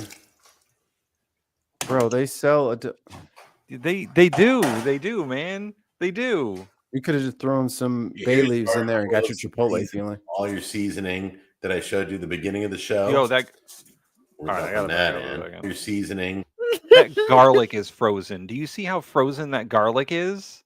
It's fine. It's translucent. It's so frozen. It just- always looks like that. Fucking peel garlic. How lazy is he gonna be? You've only got roll on, brother, because this had only begun. Beginning of the show. That's all. There's plenty of Nothing things that that bad bad. wrong, but it doesn't make them fascist. It might be fascist. The jury's still out. So far. And then we're gonna add some water in here too to bring the level up a little bit. Great. Cool. That'll Yeah. help with the flavors. So Boil, just to a boil. boil any flavors Medium away. high. Bring it to a boil, and then we're gonna drop it to a simmer for 3 hours. This is the only hard part in this lazy man recipe. You're gonna take these peppers and let them sweat and cook in here a little bit. We're gonna lay What do you mean sweat? You mean drown? all the Yeah, peppers, right. get 'em You're under- not steaming them. right on You're the not top. sauteing And them. Get they're them out, dried, please. so they're not going to sweat anything. They have no water to give. I think we used 10 peppers. So we're going to top the whole thing with 10 peppers. And about an Not like hour this. into this, we're going to pull the peppers Not out, like this. blend them up. It's going to be a kind of a slushy and put it back in, kind of like as a base to the gravy. Base. That's How the low can you go? Bring it to a boil. Yes. And at some point, we'll pull those peppers out, blend them, pour it all back in here. Okay. Now, those have been seeded and destemmed. So, anyway, that's the case. And I will see you in an hour to get the peppers out. It's been 1 hour. Here's a pot of polluted pond water I found earlier. Now, as you can see, the peppers are still on top. This is so the trap from my storm drain So, I'm going to bring a bowl over here real quick. outside the Mexican I restaurant. believe I had 10 of them. Fettuccine, Let's see. linguine, One, martini, bikini. go, What do you say? Chipotles? 2. Chipotle. And So I pulled out all the peppers. There's a piece of Chipotle. onion. I don't care if it blends what was up. the other one? You're gonna blend this up, chop it up, Oh. puree it, Berea. really kind of smooth and creamy. Chipotle's Okay. Berea. These peppers that have kind of rehydrated a little bit, and then bring them back here. We're going to pour them back in to the mix and grab a little liquid to go with this bowl so that it blends easy and smooth. So just steal some of the liquid. This is what it should look like when you puree it. Pour it back in. If you don't want to come out, put a little liquid in there. Switch it Whoa, around, what are we doing here? put it back in. Yo, he just Use a Start pulling out motherfucking the spatula. liquid, He switch can't. it around, put it back in. He doesn't have one. I don't think his There we go. mobility allows that. Also, I was saying I noticed. This I just makes noticed you his can hand. see the He's beautiful got one color right there. it He's using it adds right to- now. He can't hold it and do it at the same sauce, time. I'm saying. stew, whatever you Oh. call this. This is the dip. All right, guys. I just want to tell you. See how it looks right now? That's what I'm Yes. used to. It's got a darker, richer, little greasier. It looks like what I'm used to in restaurants. This seems to be turning out really well. A little bit of olive oil in the pan. Let that all heat up.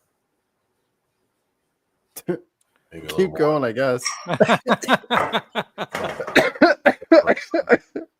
Just keep pouring, I guess. We're gonna fry the oil. Put a little cumin in the pan. Huh? You're gonna Okay. burn some cumin. All right. That will cook into your tortillas. It's amazing. All right. Go ahead and let that. Man, he ain't even using a corn tortilla. There we go. Hey, some of us like flour, and that's okay. Fry it for a little bit. All right, give it a quick flip. After a minute, You're so impatient. Let it cook. fry on Yeah, that it's side. not even brown. Then we're gonna fold it in Let it half, finish. frying in a taco shape. Okay. All right, it's that time to cook. hmm Yeah, Oily it's that as time. You gotta fuck. fold it like that. Okay. You could have done that with Just leave it minimal like that. Let oil. it toast that side. Then we'll flip it, toast the other side. And now it's stuffable. That is how you fry a tortilla. There's many other different ways to do it. That's how I do it. Okay, so some of you got Here, pause confused because I didn't show you. If you want to make hard shell tacos from home, what would you do? If I wanted to make hard shell tacos from home, I would buy corn tortillas, and then I would put them in the oven. And Thank I you. have one of those taco holder thingies that I could put them in, and they would shape in the way of the taco. Or you could even just use the oven rack. Yeah, yeah. Just soak them in oil and let them hang on the oven rack, and just pull them out. Yeah. I mean, I might like brush a little oil on just so they get nice and crispy. Well, yeah, that's what I'm saying. Just like oil them up and then just put them on the oven rack, and it'll just hang and make the shape. Homie is over here reinventing the wheel, Christy says I would buy a taco kit. or at least the little taco pyramids. Those are handy. Yeah. Every single step. So I'm going to show you right now. Ready? I'm ready. Mikey, does that look like birria to you? Birria? Those are birria tacos. Those are birria tacos. What was our other dude? Fajitas. What's the Fajiter. What's his name? Oh man, I forget his name. We're gonna have to play his birria again just to unwash wash this out of my brain. Fajiter. God, what was his name? Fajita. You people sicken me. Mixture that I strained out is the meat and the vegetables. That's going to go into the taco. Bad. This liquid right here is beautiful goldness. It's almost like gold. That's what I'm dipping in, and that's topping off the taco. Yeah, you're right, Mikey. That does not have like the oil sheen that not right. that the sauce should have. His name is Arnie Tex. Arnie Tex. That sounds like a name he would have. With his big ass mustache. All right, you find his birra, and we'll watch Jack eat his nonsense. Yeah. Y'all just being numbnuts right now because you forget your own history. I might throw some sour cream on there too. So let me make these up, and I'll show you the final product, and then we'll try it out. So basically, I'm going to take one of these tacos. I'm going to dunk it in the juice. Oh man, he's got to like get the cheese all melty and whatnot. And submerged in the thing. Yeah, listen. We'll watch a proper one, but like the cheese isn't even melted. You're supposed to like Cold cheese. put the taco on the grill with like some cheese to get all like melty and crusty on it, and then you dip it in the thing. Or that bitch has to be hot in that tortilla, and the cheese goes on immediately. Yeah. This is the American version. This is like the lazy American version of a great dish. Like this is just like distilled through, I don't know where Cooking Jack lives, but like this is distilled through like the most American lens possible. I'm going to try it out. Are you guys following me so far? Don't want to lose anybody. Fried the tortillas, stuffed them with goodness. Gonna dunk them in gold. I got a big pot of broth. I got a big bowl of meat and veggies. I got a bunch of tortillas fried up. It's gonna be a party tonight. You don't have time. All right, you guys ready? I'm gonna try this out now. Here we go. Fully loaded, cheese falling everywhere. This goodness. It's all dipped in there. I'm singing back to the kid. If you followed all the instructional material, you just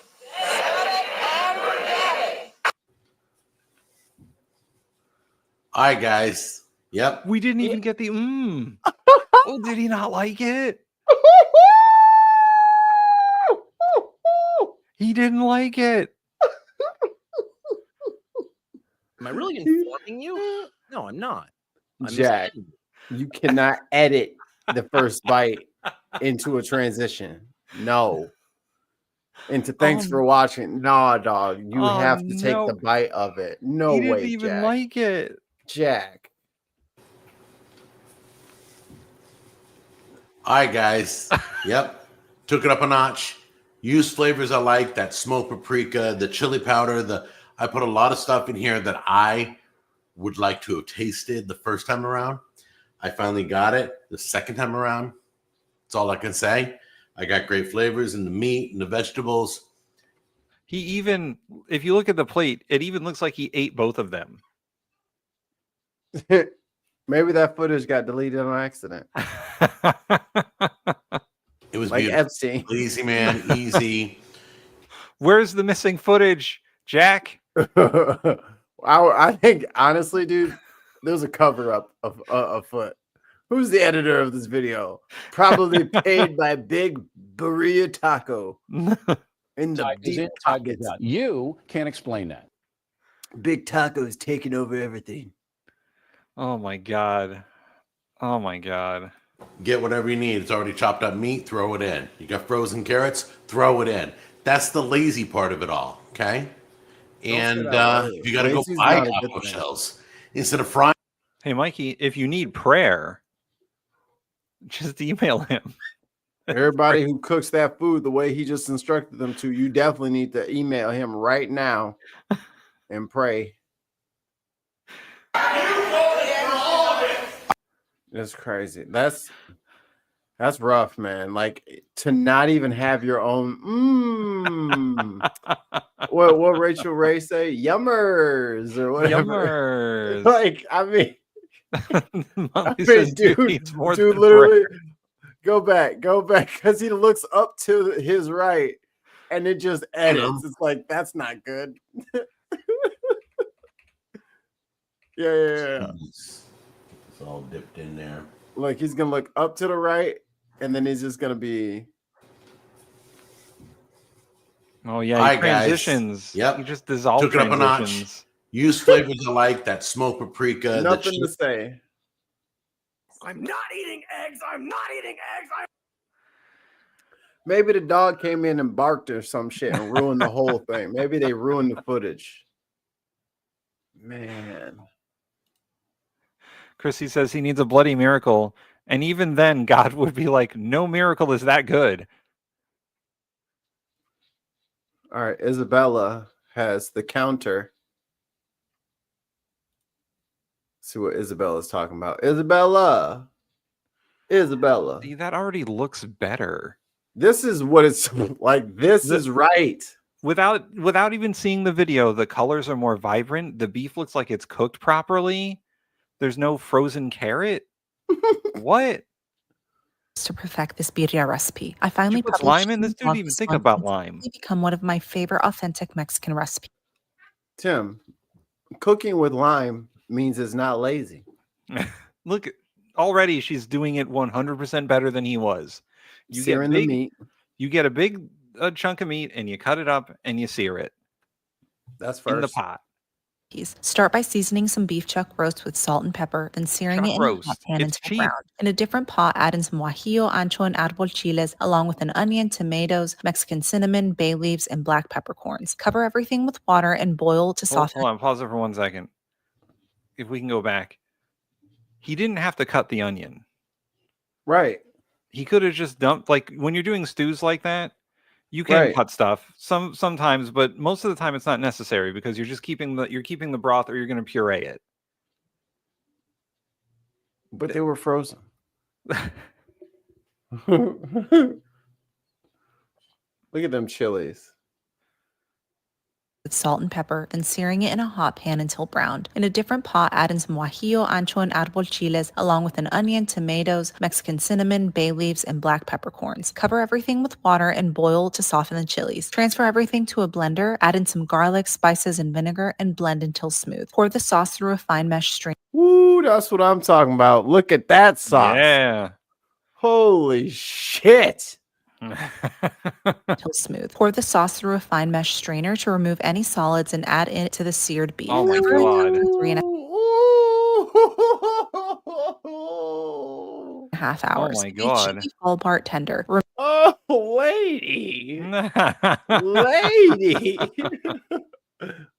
Cover and cook for 3.5 hours. Let me tell you something. I have seen this pot in person. Not her specifically, but the one from Christmas a couple of years ago. I just wanted to put my arm in there and just start shuffling. But it was like still hot from cooking, and he had to drive it over to the house while it was still hot. And that shit was spicy as hell. So either way, it would have been bad news for me, but I would have gone out in a blaze of glory. Beef should be fall apart tender. Remove it from the pot and shred it before adding it back in. You can also remove the top layer of fat in the consommé with a spoon at this point if you prefer. Serve it with a generous helping of diced white onion and cilantro. Enjoy and buen provecho. It's taken me over 2 years to Yes. That young lady was not playing around with y'all. She said, this is birria tacos.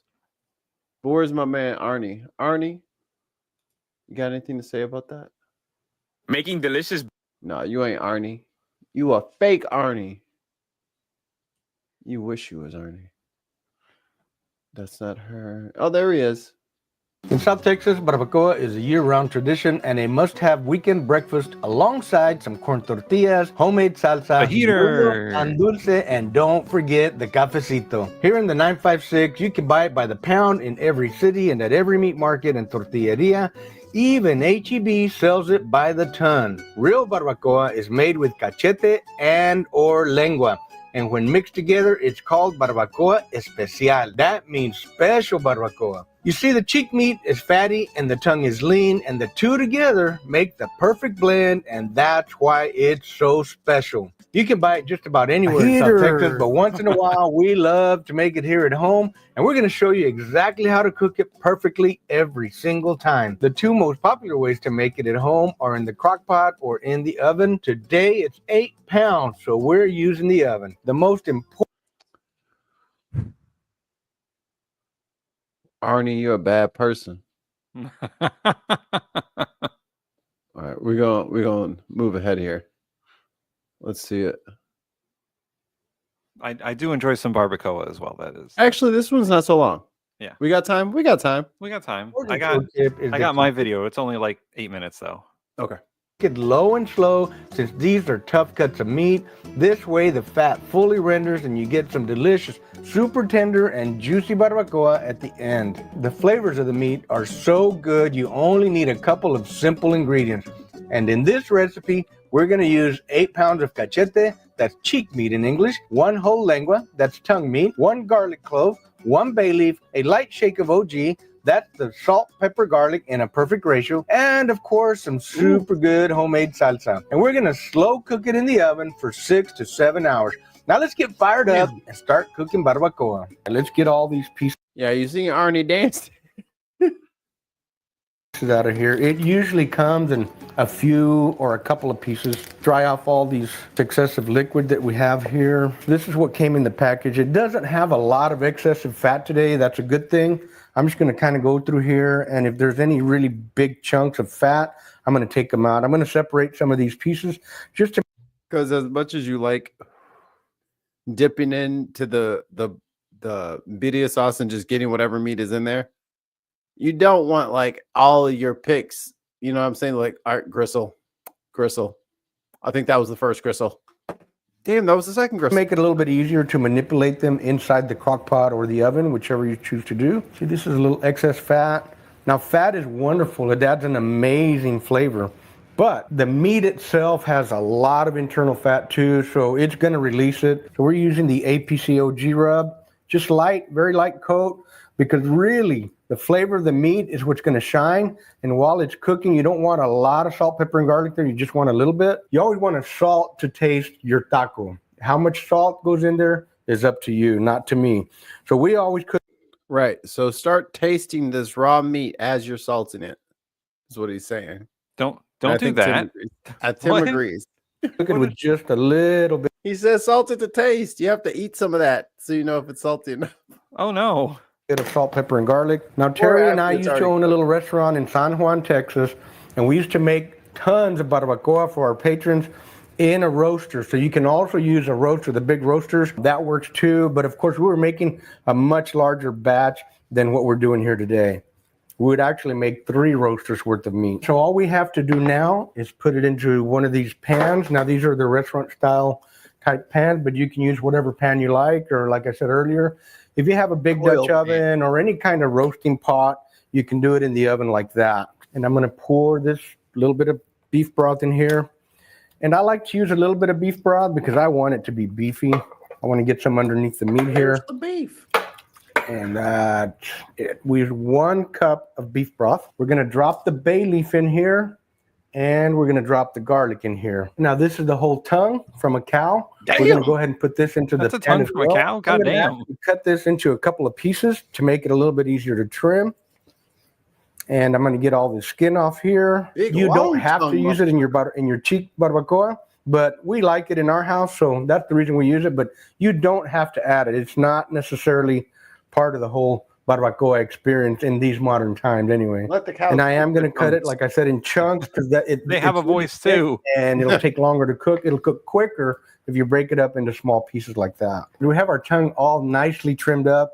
Quite frankly, I usually don't trim the tongue until after it's cooked. It's much easier to peel all that skin off after the tongue is cooked. Yeah, I'm not usually down for tongue either, Or but wherever you choose to I don't cook it, need organs. and you don't waste any meat. I mean, zero. But mainly, I wanted to just show you folks how it's just pure, amazing. You know, honestly, I've probably eaten tongue and not known it. I mean, if you've eaten barbacoa, apparently Right. it's possible. Beef, but the tongue is very lean. You don't see any question marble from in the there at chat. all.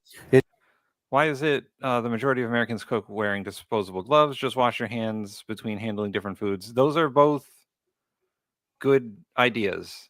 Either wash your hands or wear gloves. I think a lot of Americans, especially who've worked in like the restaurant industry, you're sort of pushed into wearing disposable gloves because there's only so many hand washing sinks, and not everyone can use them all at the same time. And also, it sort of extends the amount of time you can do something without having to like wash your hands. But my tisms don't allow me to not wash my hands after I touch anything ever. So I do both. Sometimes I'll wear gloves, especially if it's like I'm making like meatballs with ground beef or whatever. Like I just don't like the consistency of touching ground beef. So I'll wear gloves. I'm totally fine never using gloves at home because like I'm in my kitchen, I have my sink, I can, make sure I'm not cross-contaminating stuff. But if I cook for anybody else, I would prefer to have gloves so that they know that their food was prepared cleanly. Yeah. Like my wife, she gets what she gets. My daughter, she gets what she gets. They get my cooking. So if a booger falls in that motherfucker, guess what we're eating? Dad-ass boogers today. But the gloves people, the gloves is just a habit that I've been forced upon by the St. Louis Bread Company. And restaurants definitely want you using gloves. And like on the food truck, it was especially important because the health inspectors, if they didn't see you had gloves on, they'd be like, why aren't you put gloves on your hand, young man? Well, I mean, it's straight up because motherfuckers used to just like handle money from customers and then start cooking the next meal from the next person's like, money is not fucking clean. People put money in socks in their fucking sweaty boob area. Like they just stuff money wherever. Don't touch that. So if I don't want that rubbed on my food, I don't want you touching that and then touch much. And almost all money has poop on it. Gross. Yeah. It's all just pure meat. Let's throw the tongue in with the rest of the barbacoa and let's start cooking. Into the oven we go.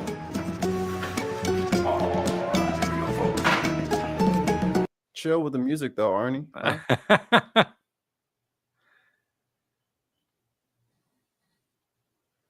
I assume this is like roast number 1. Yeah, flip it and then cook it another 20 minutes. Mm-hmm. Okay. Cook number 3. It's probably low and slow. Yeah.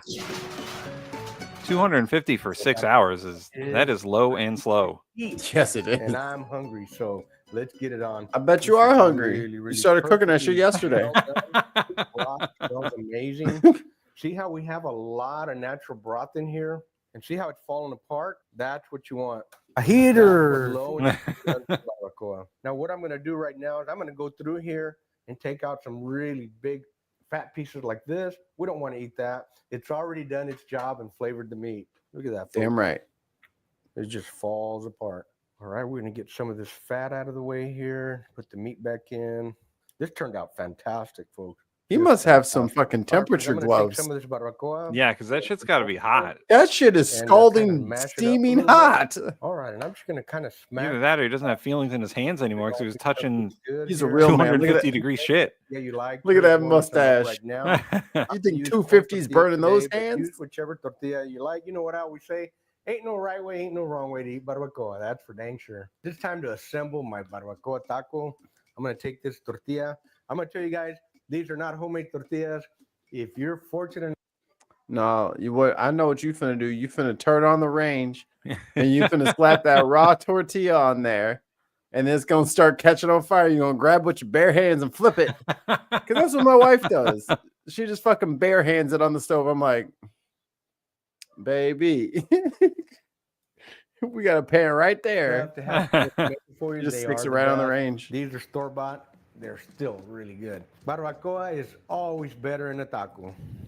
Let's make us a little taquito. Get this puppy going here. And I do a always lot of like to meat. use a little salt, pepper, and garlic. Remember, we only used a little bit for the cooking process. It always needs a little bit more salt once you got it done. I'm going to put a little bit of cilantro on there, a couple of pieces of tomato. Now, these are all optional condiments. You don't have to do it like that. I don't use onions, but my wife does, so we have onions available for Terry here in just Good a moment. man, Arnie. Don't forget a little sweetener of lime. For me, the salsa is not an option. It is mandatory. Gotta have Are you that forcing me salsa to do right shit? there. Whew, I'm ready to take a big old bite. What do you say, folks? Oof. Oh, baby. Man, There we how go. to? That makes you want to dance. Okay, his celebratory thing also had an edit, but I think he was did. I think he was wiping his mustache. Yeah, maybe. It was probably a little undignified. I get that cut. We have a 5 British pounds. That happened to a local butcher's that supplied raw and cooked to old folks' home. Cross contamination sadly killed some old folks. Just what just what Mikey said. Yeah. Yeah. You got to be careful. Like for I- other people, I'm like paranoid about it. Yeah, me and I get that way too. I think the best practice is to, if you're not going to wear gloves, to like constantly wash your hands after you touch raw food, or food that can possibly cross contaminate, because you don't know what people are allergic to. Man, I've probably been to the hospital 3 times and had to like down an entire bottle of Benadryl twice. Yeah. From getting cross-contaminated from restaurants. And they're like, just buy an EpiPen. I'm like, it's $600. Way to go, capitalism. I was the last job that I had at a fast food joint was a sandwich shop called DeBella's. They do like Italian style sandwiches. And I was still operating the food truck at the same time, and I brought the food truck there for one of the manager's birthdays, and we had everyone had grilled cheese. I didn't know that one of the other managers was allergic to nuts, like tree nuts. The pesto that I had bought, which was not the usual pesto that I buy, Pine nuts. I buy allergen-free pesto for the most part, but it was not in stock, so I bought regular pesto. And I made the tomato, mozzarella, and pesto grilled cheeses for people. One of the manager who was allergic to it came onto the truck and he's like, "Hey, can I see the ingredients list for your sandwiches?" And I was like, "What do you mean?" And he's like, "I'm having an allergic reaction to something and I don't know what it is." I was like, there's no allergens on the truck generally. Like there's no nuts, there's no shellfish, there's no whatever. And he's like, "I had the tomato pesto one." And I was like, "Ah, shit.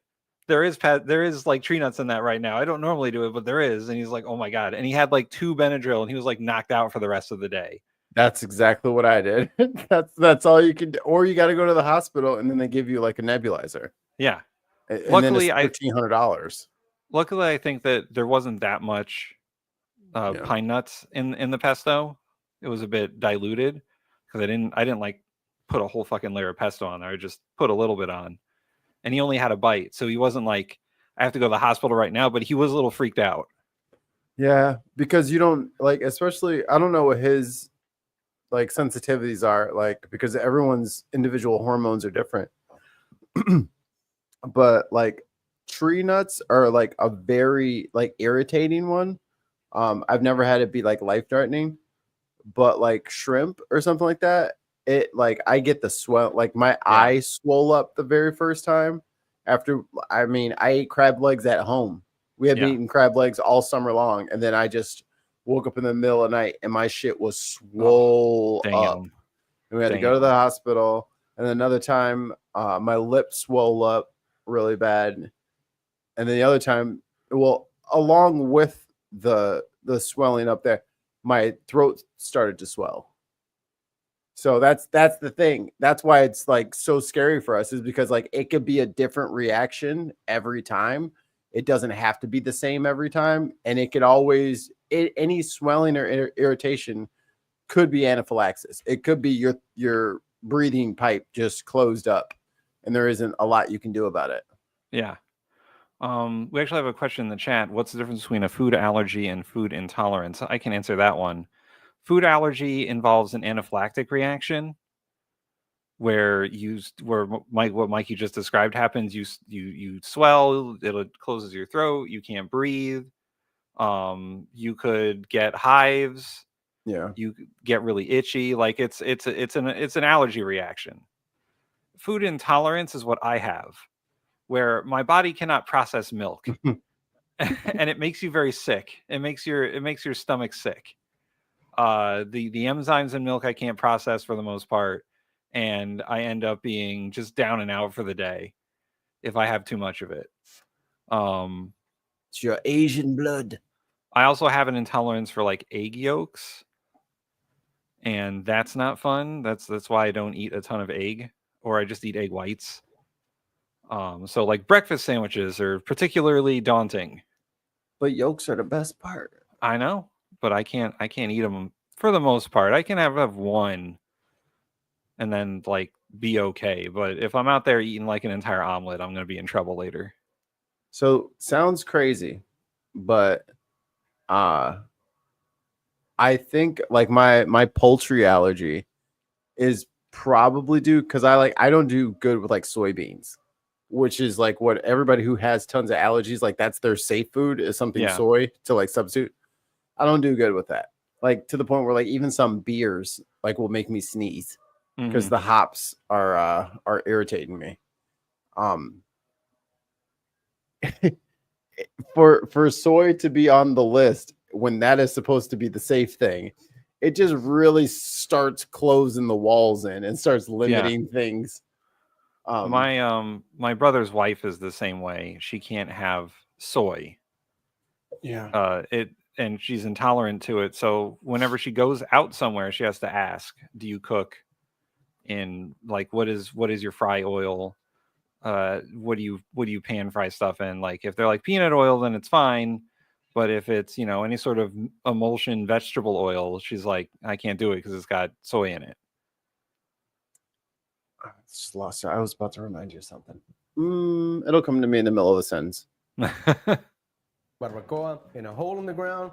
You don't have to cook barbacoa in a drum smoker. It's perfectly amazing, even in the oven or a crock pot. Folks, I guarantee if you try it, you're gonna love it. Dance again, Arnie. Friends. Once again, I promise you, if you cook it in the oven the way I don't know, I believe him. I feel like Arnie is being straight up with me. I have a clip. This is a clip that Allie requests that we watch. Ooh, BBC. We'll be careful. Yeah.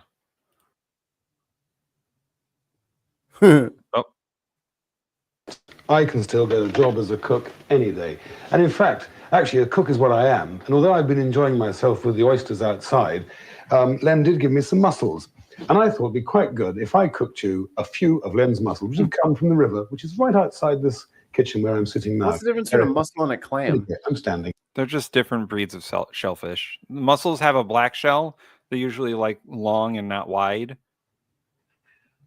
And clams are wide. Clams have the the stereotypical clam shell. Like a little cup, little sea cup. Yeah, and they taste different. I don't particularly care much for mussels, but I've never tasted them. I already found out I couldn't have shellfish when before I decided they were yucky. Not sitting. But one of the very important things about mussels, and this is a mussel here, it's got this beard. This is the bit it attaches itself to the rocks with or wherever it lives. Yo, what is up with his pants? If Mike ever becomes a zombie, we now know how to protect ourselves from him. Unless I was lying. Yeah, you don't know what he's talking about. Mikey, while not readily available for purchase, his price range is $25.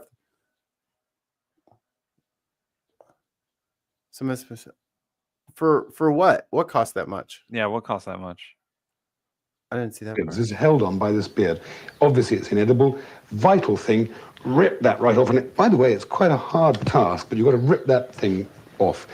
Another thing that mussels often do to you and confound all of your best laid plans is often they're full of mud. Oh, it's EpiPens, Mikey. EpiPens in the UK are 25 to 35 euro or British pounds. They lowered it now to like $100 or something like that. But they put something in there to make them spoil.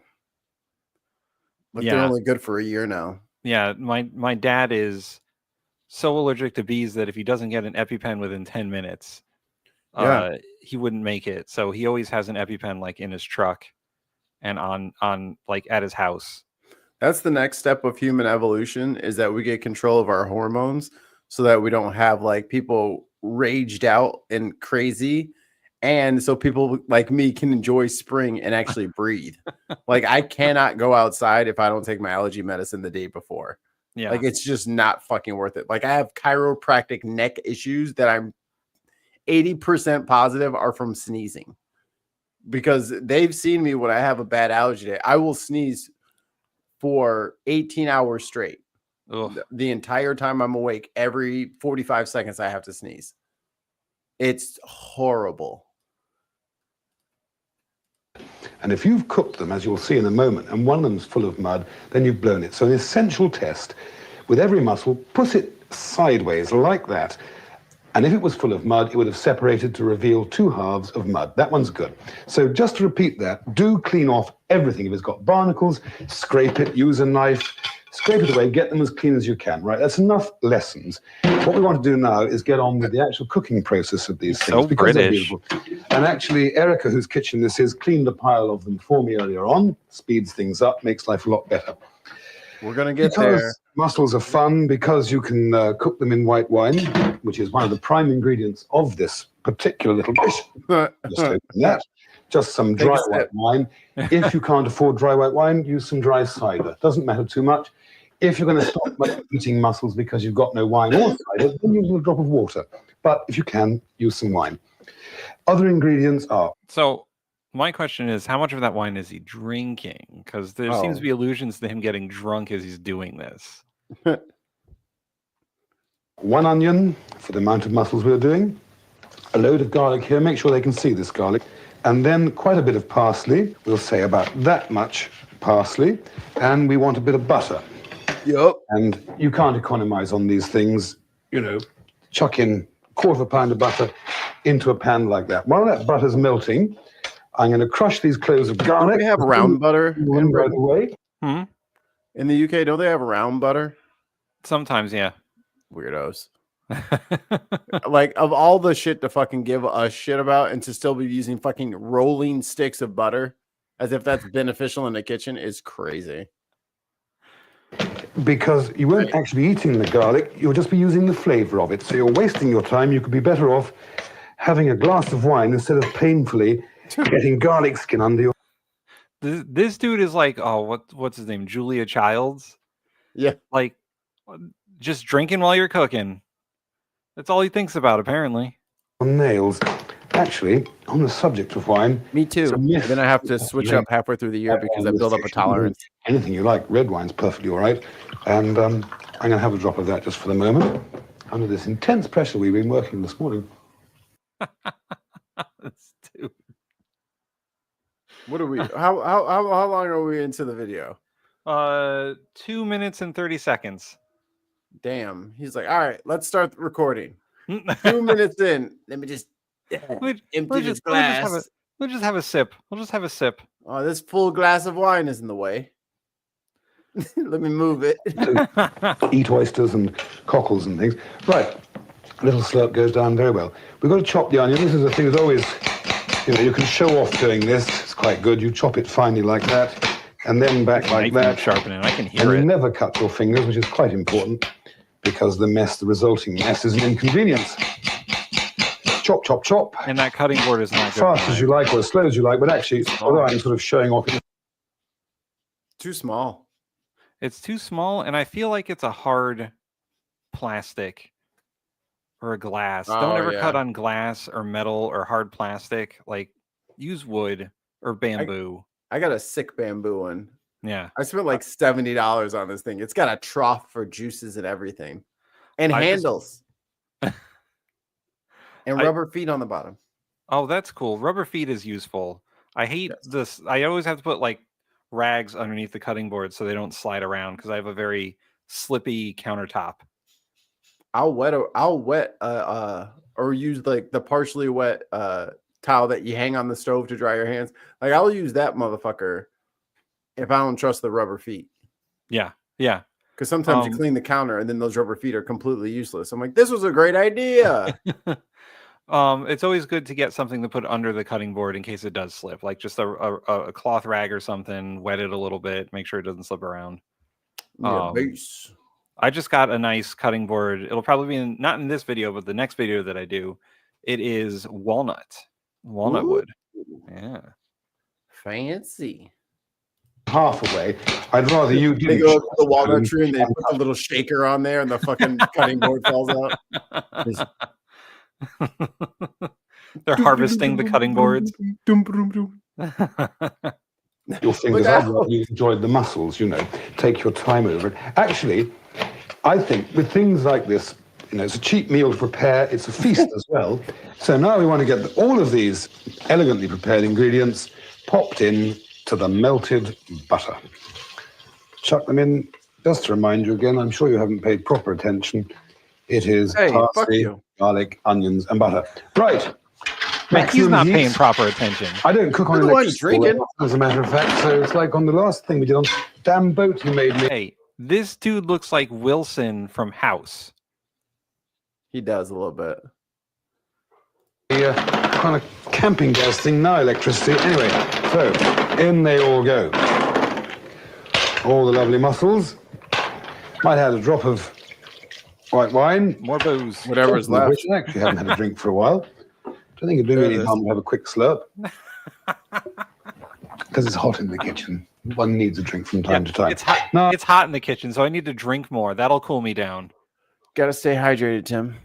I'm going to put the lid on, let them stew away for a while. You can, just stop because I've got to cook for a few moments. Come back when I'm ready, okay? Well, put your hand in there. Okay, you can come back now. All right, I'm going to take the lid off. And if it's all gone well, you're going to see these little dreams opening up. Now you see. Look at those bubbling away. Always test the stuff. God, already sticking his finger in there. How is he not burning his fucking finger? Dude, the water's boiling. Here we go. Red wine isn't chilled, so that's not going to help. Tasting terribly good. I'll give those a little stir around. That's why you need the wine, Tim. You got to be brave. You see how they're beginning to... The art of the drunken master. Incidentally, any that don't open after this cooking process is complete, don't eat them. The ones that don't open are going to be dead. But come right in there, Malcolm, would you please? Look, you've got wonderful colours in there. You've got steam bubbling up. You've got the whole heart of food happening here. Come closer, closer, closer. Like Jamie. Ladies and gentlemen, and one to other people that we've met on this trip who've all thought we're a bit strange, there you have a magnificent dish of moule marinière. Gosh. I don't know. I'm not a mussels guy. The cooking is done. We've got Erica's mixing bowl. I'd actually wanted some rather fine sort of porcelain, but beggars which we are. I'm just cooking marbles. Cruisers. Anyway, these mussels are... It does sound like he's fucking cooking He's rock. He's got a fucking thing full of pool balls. He's just in there he got a bunch of stones from the yard. He put them in a pot and he's cooking them. He got all the solids from the local pool hall in a pot with some damn onions and garlic. Just a pot full of gravel. Cook. I'm not going to put all the juice in. That's when I'm using this spoon with holes in, you see. Because we don't want to... Yo, is this what they cook in Europe? Bowls full of fucking gravel? What's going on? Burn our little asses' fingers when we eat them with our fingers. We're going to drink the sauce a little bit separately later on. That was one for the Queen. God, I'm actually quite hungry, despite all the oysters we had earlier on. Hold on a minute, hold on a minute, hold it. They are hot. Oh, slurping sound. Come on, bro. But good. Very, very good. Tell you what, if you just hold there a minute, you just keep gazing at these, would you? Can you come in closer? I want to get Erica a moment. Hold on there, just keep looking at them. They're very beautiful. Erica, could you spare a moment, please? Erica, could you, I'm sorry to interrupt you, you couldn't come through to your kitchen, could you? Because what I'd like you to do, we've left you a dreadful mess here. Come round, look at Erica, because this is her kitchen. We've ruined it all morning, we've trampled over the lawn, we've abused her oyster farm, we've drunk her wine, we've used her electricity and gas, and all I've got to offer you is either, and the choice is yours, one of my muscles or a big kiss. Oh, whoa. Which will you have? A big kiss. I like how, oh no. Oh no. Oh, Mikey's got to come back for this. Here, we're not going to tell him what's going on. We're not going to tell him what's going on. Oh boy, yeah, take the muscles. Take the muscles. Don't kiss that guy. Gross.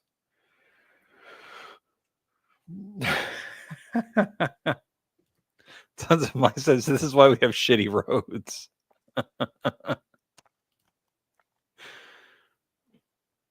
Okay. She needed All right, a snack, Mikey. and so did I.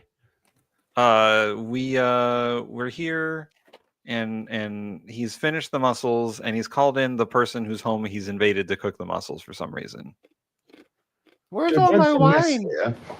Come round, look at Erica, because this is her kitchen. We've ruined it all morning, we've trampled over the lawn, we've abused her oyster farm, we've drunk her wine, we've used her electricity and gas, and all I've got to offer you is either, and the choice is yours, one of my muscles or a big kiss.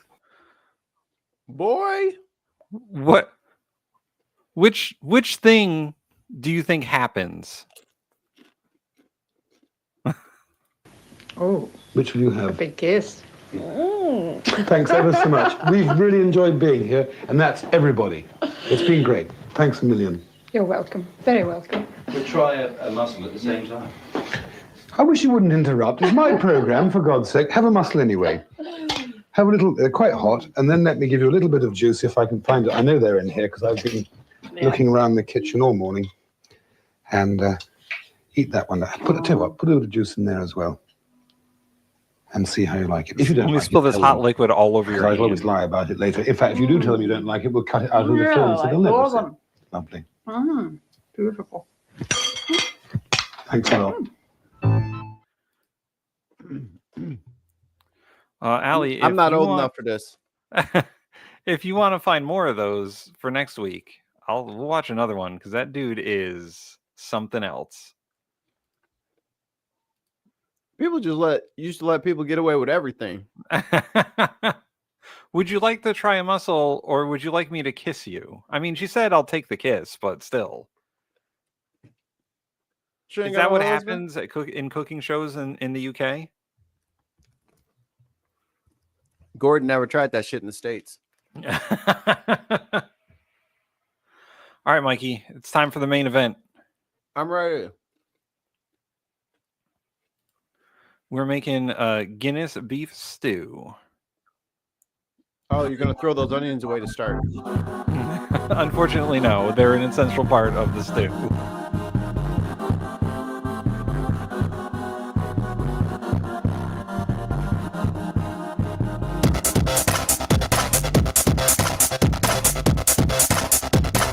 Turn it down a little bit. Yeah. I heard it in my ears and I was like, oh, that's just a little loud. I didn't have time to normalize it. Premiere does that.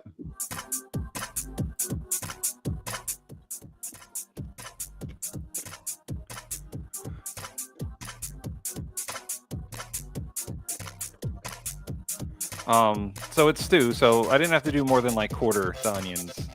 Just that's it. Oh, y'all didn't want to put no onions in the chat for Tim?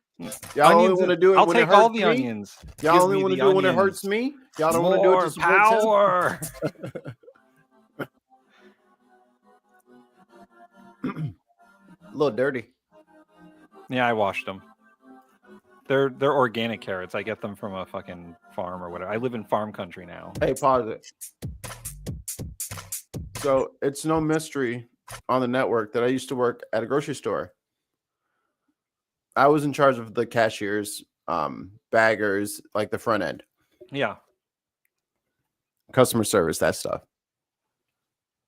And let me tell you, it was on more than one occasion in more than one city where a teenager wanted to put a person's pumpkin in a bag because they didn't want it to touch the floor.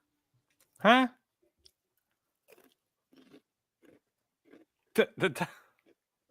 Why? It grows outside. It's a pumpkin. It grows, and watermelons too. Listen, like, I it get grows it. outside on the ground. I could have peeled the carrots and like made them look, but I washed them. I gave them a good wash. They're fine. And they're going in a stew. They said it touched the ground. I'm like, yo, where do you think it came from? I also worked at a grocery chain as well. I was a porter. I was a fucking janitor. And sometimes I had to bag. And people would be like, these things can't be touching and blah. Like, yeah, the same thing.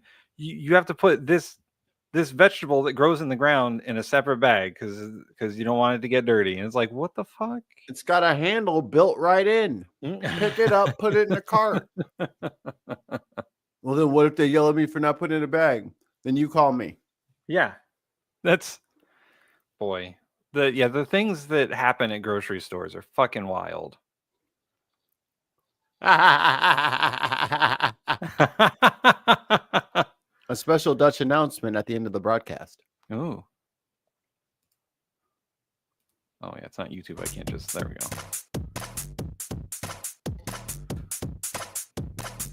There's a cut up veg. Garlic appears. I think I have that knife. It's a good one. Those are they're German steel. I forget what the name brand is. But that's like the shaku knife. A rough dice? Yeah, rough dice. Once again, it's stew. Everything gets a large chop. Or isn't it something? Isn't there a cut called like the stew chop or something like that? I'd probably, yeah. Usually, like if you're doing a stew, you want everything to be like no bigger than an inch by an inch, like a cube like that. Right. The onions doesn't matter. They fucking disintegrate in the stew. There's our beef. Ooh, what kind of knife is that? That's a version of one of those straight edge Chinese knives, like a Chinese butcher knife almost. I know. What's it called? I don't know.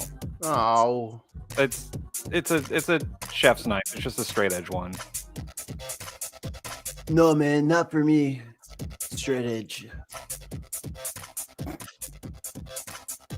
I left the beef a little bit frozen so that I could cut it easier. It's not like your knife doesn't cut through phone books, but okay. I mean, well, I wanted some good cubes, so I left it a little frozen. Oh yes, Master Shredder. Yes, give me your armor. I would like to make a knife out of it. And then Tim steals the knife. Puppy. Now you can see Apollo. I didn't know you could see Apollo. That's hilarious. He's like, "What are you doing? Can I have some?" I would like to have one bowl like that myself, please. He wouldn't know what to do with it. He would fucking explode. Zero stole a piece of what I do? Like adobo, something chicken for the wife, and it like rolled out of the pan, and he like scooped over and got it. I was like, that wasn't scalding hot oil, stupid.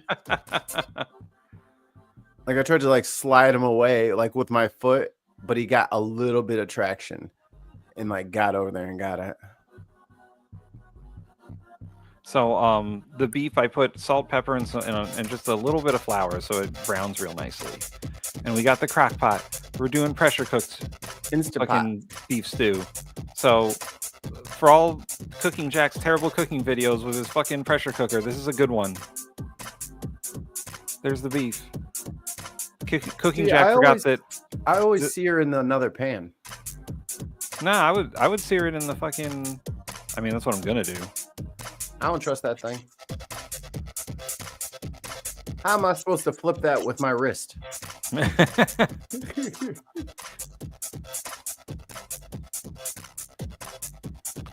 I did some handheld camera work, so it's a little shaky.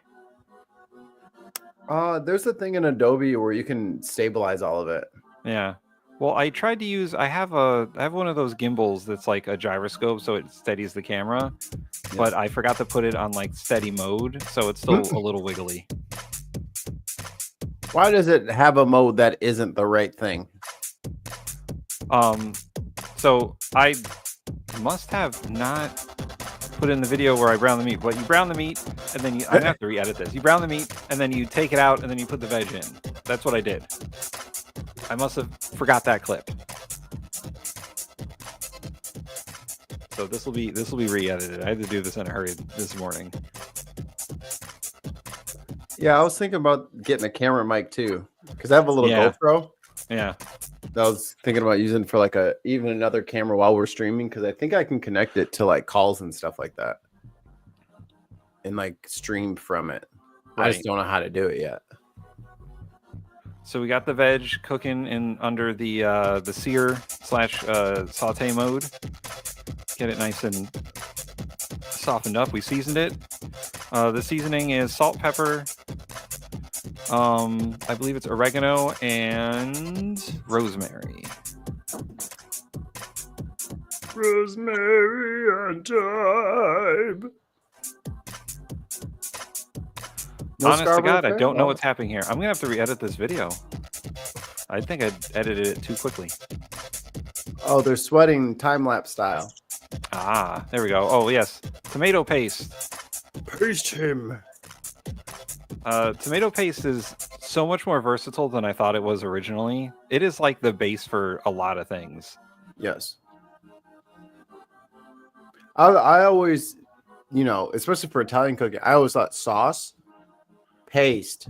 The paste is where it's at, because the paste is so much more versatile, and it actually gives you the flavor. Tomato sauce will just be like a cheeseburger floating in a swimming pool. Like, it is not connected to like the flavor of your food at all. But that paste really gets in there. Yeah, it's it's not just for like Italian. I mean, this is beef stew, so like it's the base for like this stuff too. Right. Like this and beef broth makes a really good. But Tim, it's not cooked all the way through. That's because he's staring at you, jackasses. We're gonna fucking pressure cook the shit out of it. There's the beef broth. Brothin. And now the Guinness. Oh, the Guinness goes in later, actually. The Guinness goes into a pint glass right next to. There we go. That's after pressure cook number 1. Ooh. And I think this looks more like birria tacos than his birria taco. I know, right? And this is just fucking stew. But you can see, like, he should have fucking actually made it. This is where you put the taters in.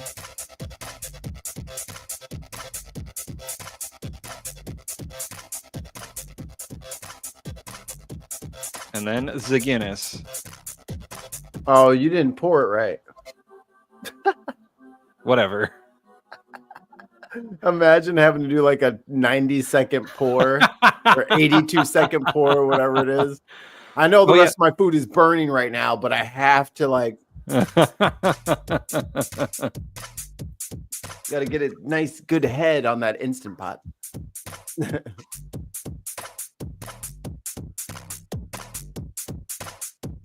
Is my pressure cooker self-aware?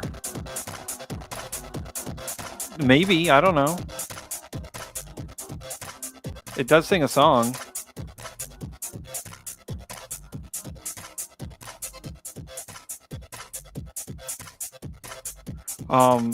I use the tomato paste because it adds a little bit of depth of flavor. If you just use beef broth, you're just gonna get a beefy taste. The tomato paste sort of gives it a another layer. I think I'm gonna have to try to start liking mushrooms. So this recipe did call for mushrooms, and my wife does not like them, so I did not add them because she won't eat it. Me and your wife are very similar. Yes. It's funny because it's you and my best friend Aaron are very similar. His wife is very much like me too. So I don't know what this like weird web of like, and then you're very similar to my wife. Yeah. So it's like, I don't know. Oh yeah, it was still steaming. I didn't want to burn my hands off with the steam that was coming out of it. Mine won't let you open it until that steam is like gone. Like that has to have no pressure at all. The pressure had released, but there was still a little steam coming out of the vent, so I didn't want to. And there we go. There's beef stew. Guinness beef stew. Minus mushrooms. I think, dude, because there's some cool ass mushrooms out there, and I'm like, I think that looks cool, and especially if I want to move to Asia, and then I'm not gonna be able to eat shrimp. I'm gonna have to eat mushrooms. Oh yeah. Ooh, look at that jus, baby. I'm talking the jus.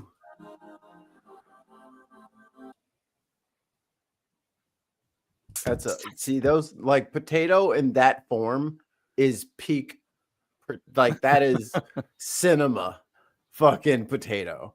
The beef stew broth, fucking marinated ass, just not even the right color anymore. You leave the skin on, it doesn't matter. You go, falls off. So potato. This is my lazy man version of Guinness beef stew. It only took about an hour. Usually you cook it for like 3 hours in a pot. But this was 2 30-minute crock pot fucking pressure cooks. And bam. Idea, actually. The beef was like super tender.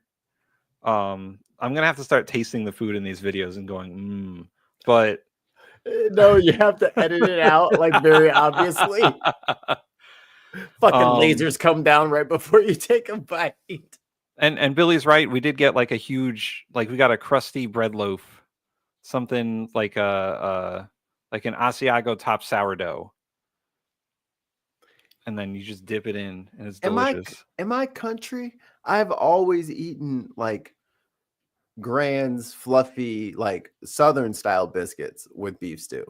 I would do biscuits, but that's not New England. I think not cookies, biscuits. You know what I mean? Fluffy, delicious. Not scones.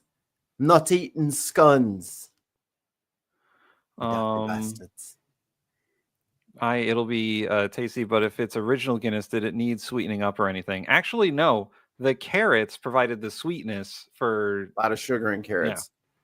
Yeah. And actually, because they were pressure cooked, the carrots still retained a lot of their sweetness, so you could like taste. Okay. There was a lot of diversity in taste between like the carrots and the potato and the beef, but the carrots did like yield some sweetness to the overall stew, so it was fine. I get what you're saying. Like sometimes Guinness can be very like a very savory, almost bitter taste when you cook it, but almost like dry soup. Yeah. Like a port of soup. But no, it was really good, and I'm gonna do it again pressure cooked because it just makes the meat so tender so quickly. Things you would change? I would personally add mushrooms. I think it's better with mushrooms. I would have added a little bit more flour before I did the second pressure cook to give it a little bit more thickness. Oh, so pull the meat and do it again? Yeah. How are you going to separate? You're just going to have to dig through there and get them out, I guess? Or can you like put them in something to separate them? Oh no, I just mean more add more flour to the actual stew before, because I only added like a tablespoon. I would have probably done 2, and it would have been nice. I thought you just did it on the meat. No, I did. Okay. Because I saw it go on the meat. I didn't see it go into the Oh, okay. I only added like a tablespoon. That. I probably would have done a little bit more. Okay. And that would have given it a little bit more body. Yeah, it was a little bit soupy. Okay. And it needed to be a little bit thicker. That's fair. It looks good though. Yeah.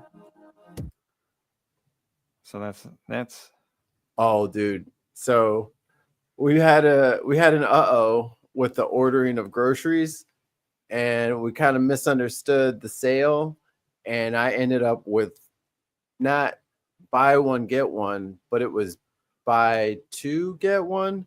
So we ended up with 4 either way. So I did one. Oh, super chat. Oh, it's a link. Oh, 5 British pounds from Allie. Hold on, I got the button.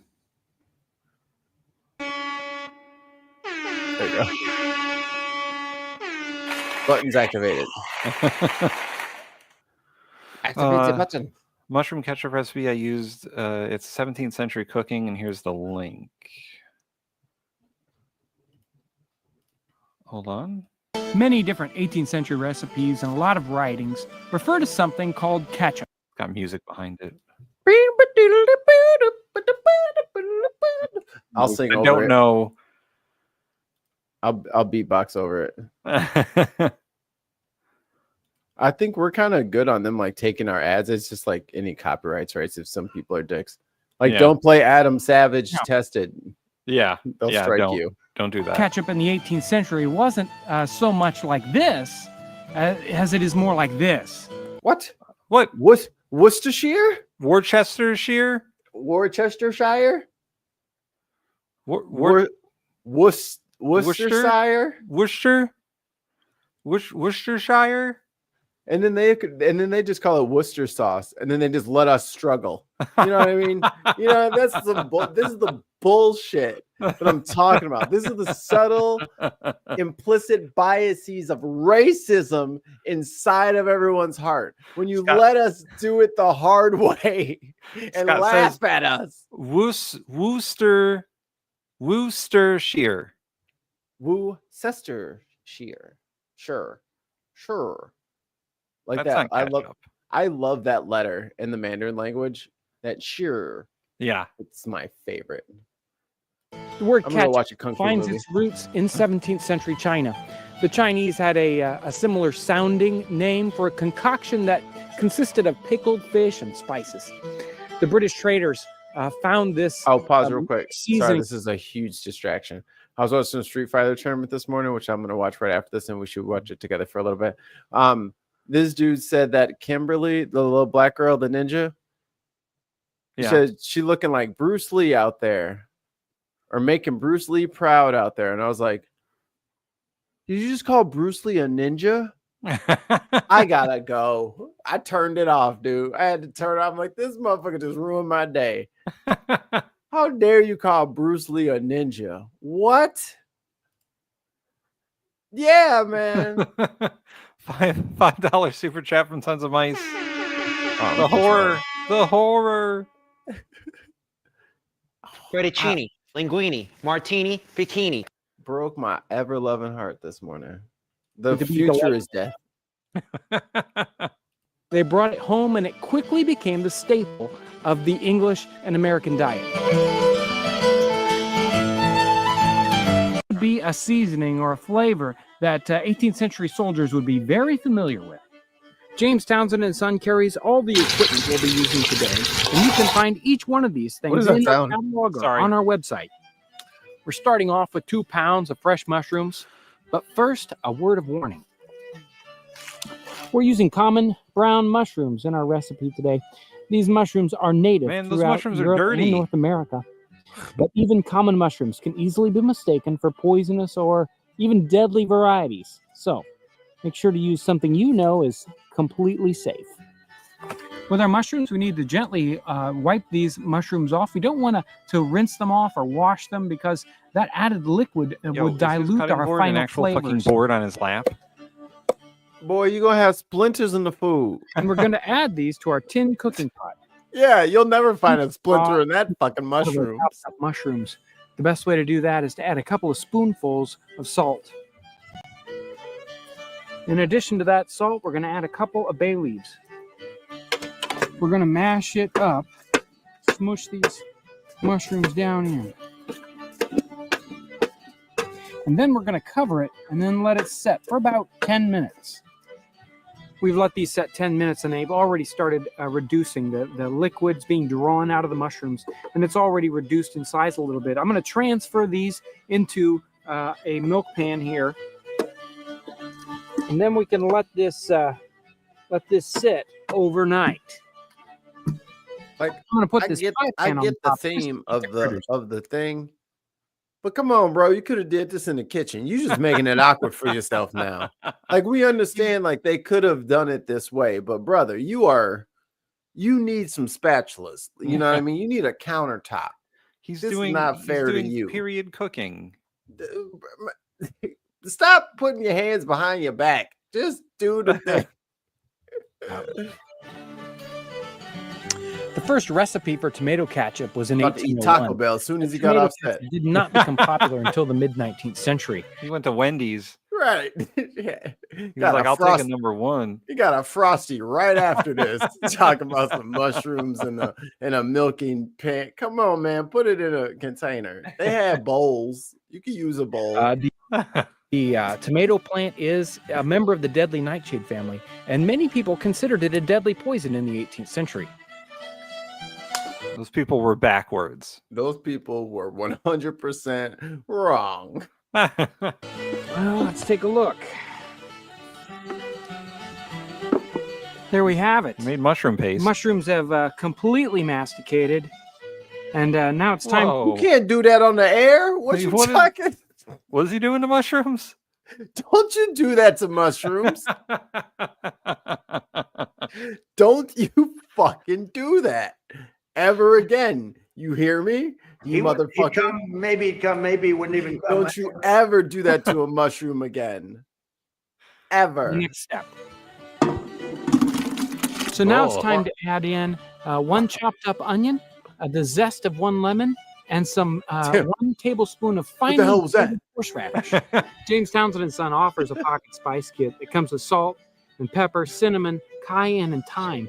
Man, just buy your spices from the store. He got the old look. They in the Altoids. We're not ragging on this. We're not ragging. We're having fun. No, I know some friends. I have some. Nolan did this kind of reenacting. So I know people in the reenactment community, and they all do this. And they know. And they get drunk. Right. So like he's the one nerd that's over there cooking the shit. The rest of them are fucking slamming meat. meat. Here we're going to use a 1/4 teaspoon of cloves. We're going to use a pinch of cayenne and some allspice, also about a 1/2 teaspoon. And the last ingredient we need is a 1/4 to 1/2 cup of cider vinegar. Oh, not quite. We're going to stir up jug. I'm all southern. these things together, and then we're going to put this over. No, it needs the 3 X's on it. Oh, that's a good dough right there. The fire and let it simmer for about 15 minutes. I didn't know that moonshine was just unaged whiskey. Right. I learned that going to Jameson. They went through like the tour of like how they make the whiskey, and they're like, oh yeah, originally it's just like moonshine, and then it ages in a barrel. Right. Giving it its distinctive color. Yeah. You know, the oaky flavors and all that nonsense. Drinking wood. Wood juice. Joseph Plum Martin's book, sometimes called Private Yankee Doodle, many times it mentions when he's eating that they're lacking sauce for their meat. More than likely, this is what he was craving. It's what you crave. This is done simmering now. I've let it cool a little bit. All right, now let's it's see time here. to pour it off. And I've got our milk pan, and I've got a He's squeeze gonna cloth fucking here. strain it I'm through going to that. pour this in here. Oh, that's hot. Cool. Don't you do that. He almost grabbed it. You need to get a stick. Get a stick. This is cooled off. We're going to take that cloth and bundle it up and squeeze all the liquid out.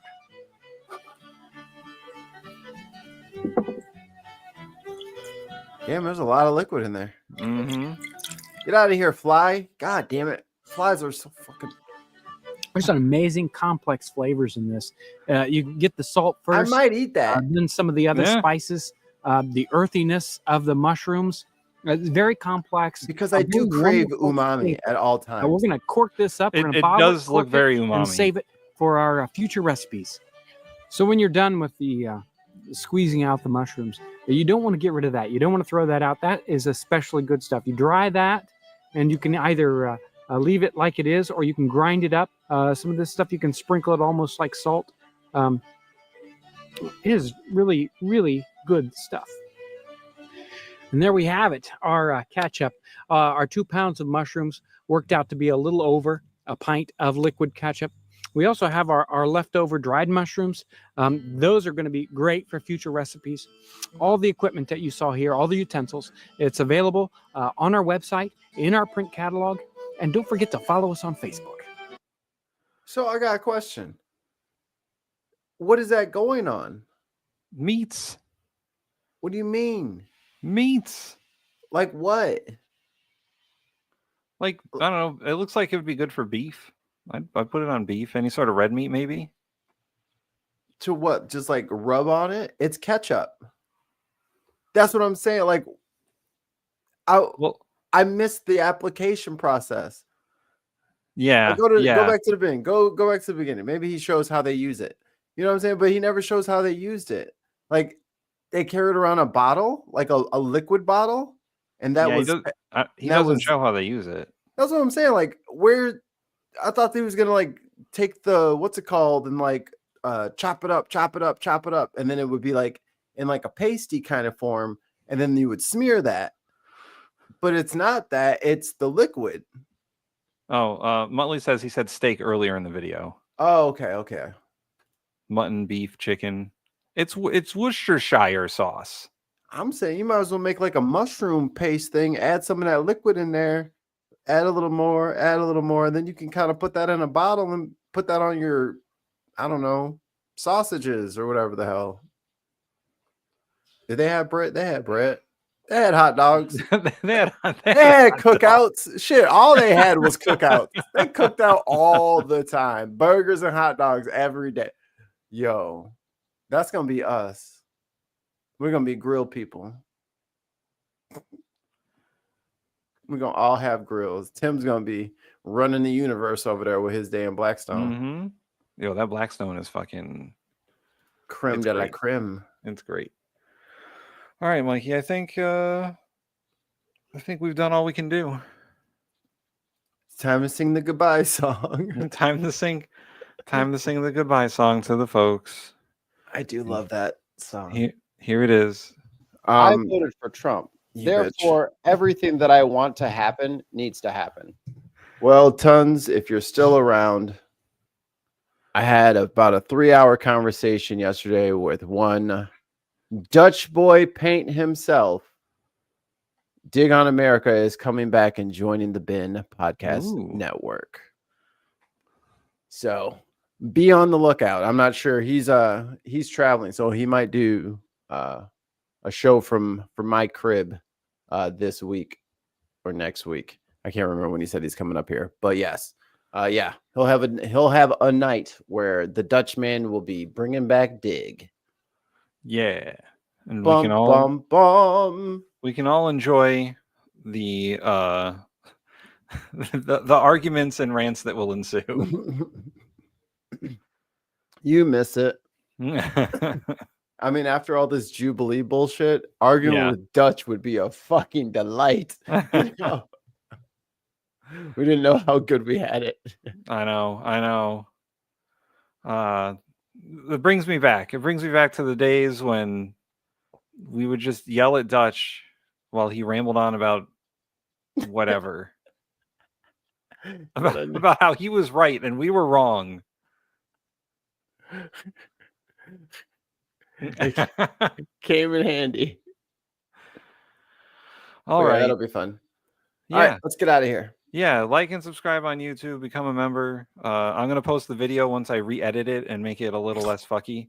And then, also if you're on Twitch, follow and subscribe. Give us those Bezos bucks. Prime. And we'll be back with headliners tomorrow. And boy, Trump is doing some wild shit. And the Texas rep is being held hostage. Also, Trump wants to get rid of voting. A dangerous proposition, some would say. All this and more tomorrow on The Headliners. Oh, you're right. I'm supposed to hit the button.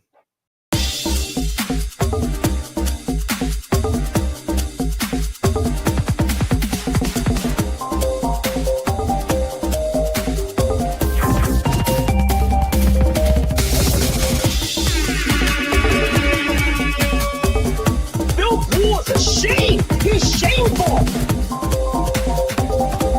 Bill, I'm gonna need you to be drug tested. WTF! I'm your data, dumbass. Who's in charge? I'm your data, dumbass. Honka, honka. We're all gonna die. Anyway.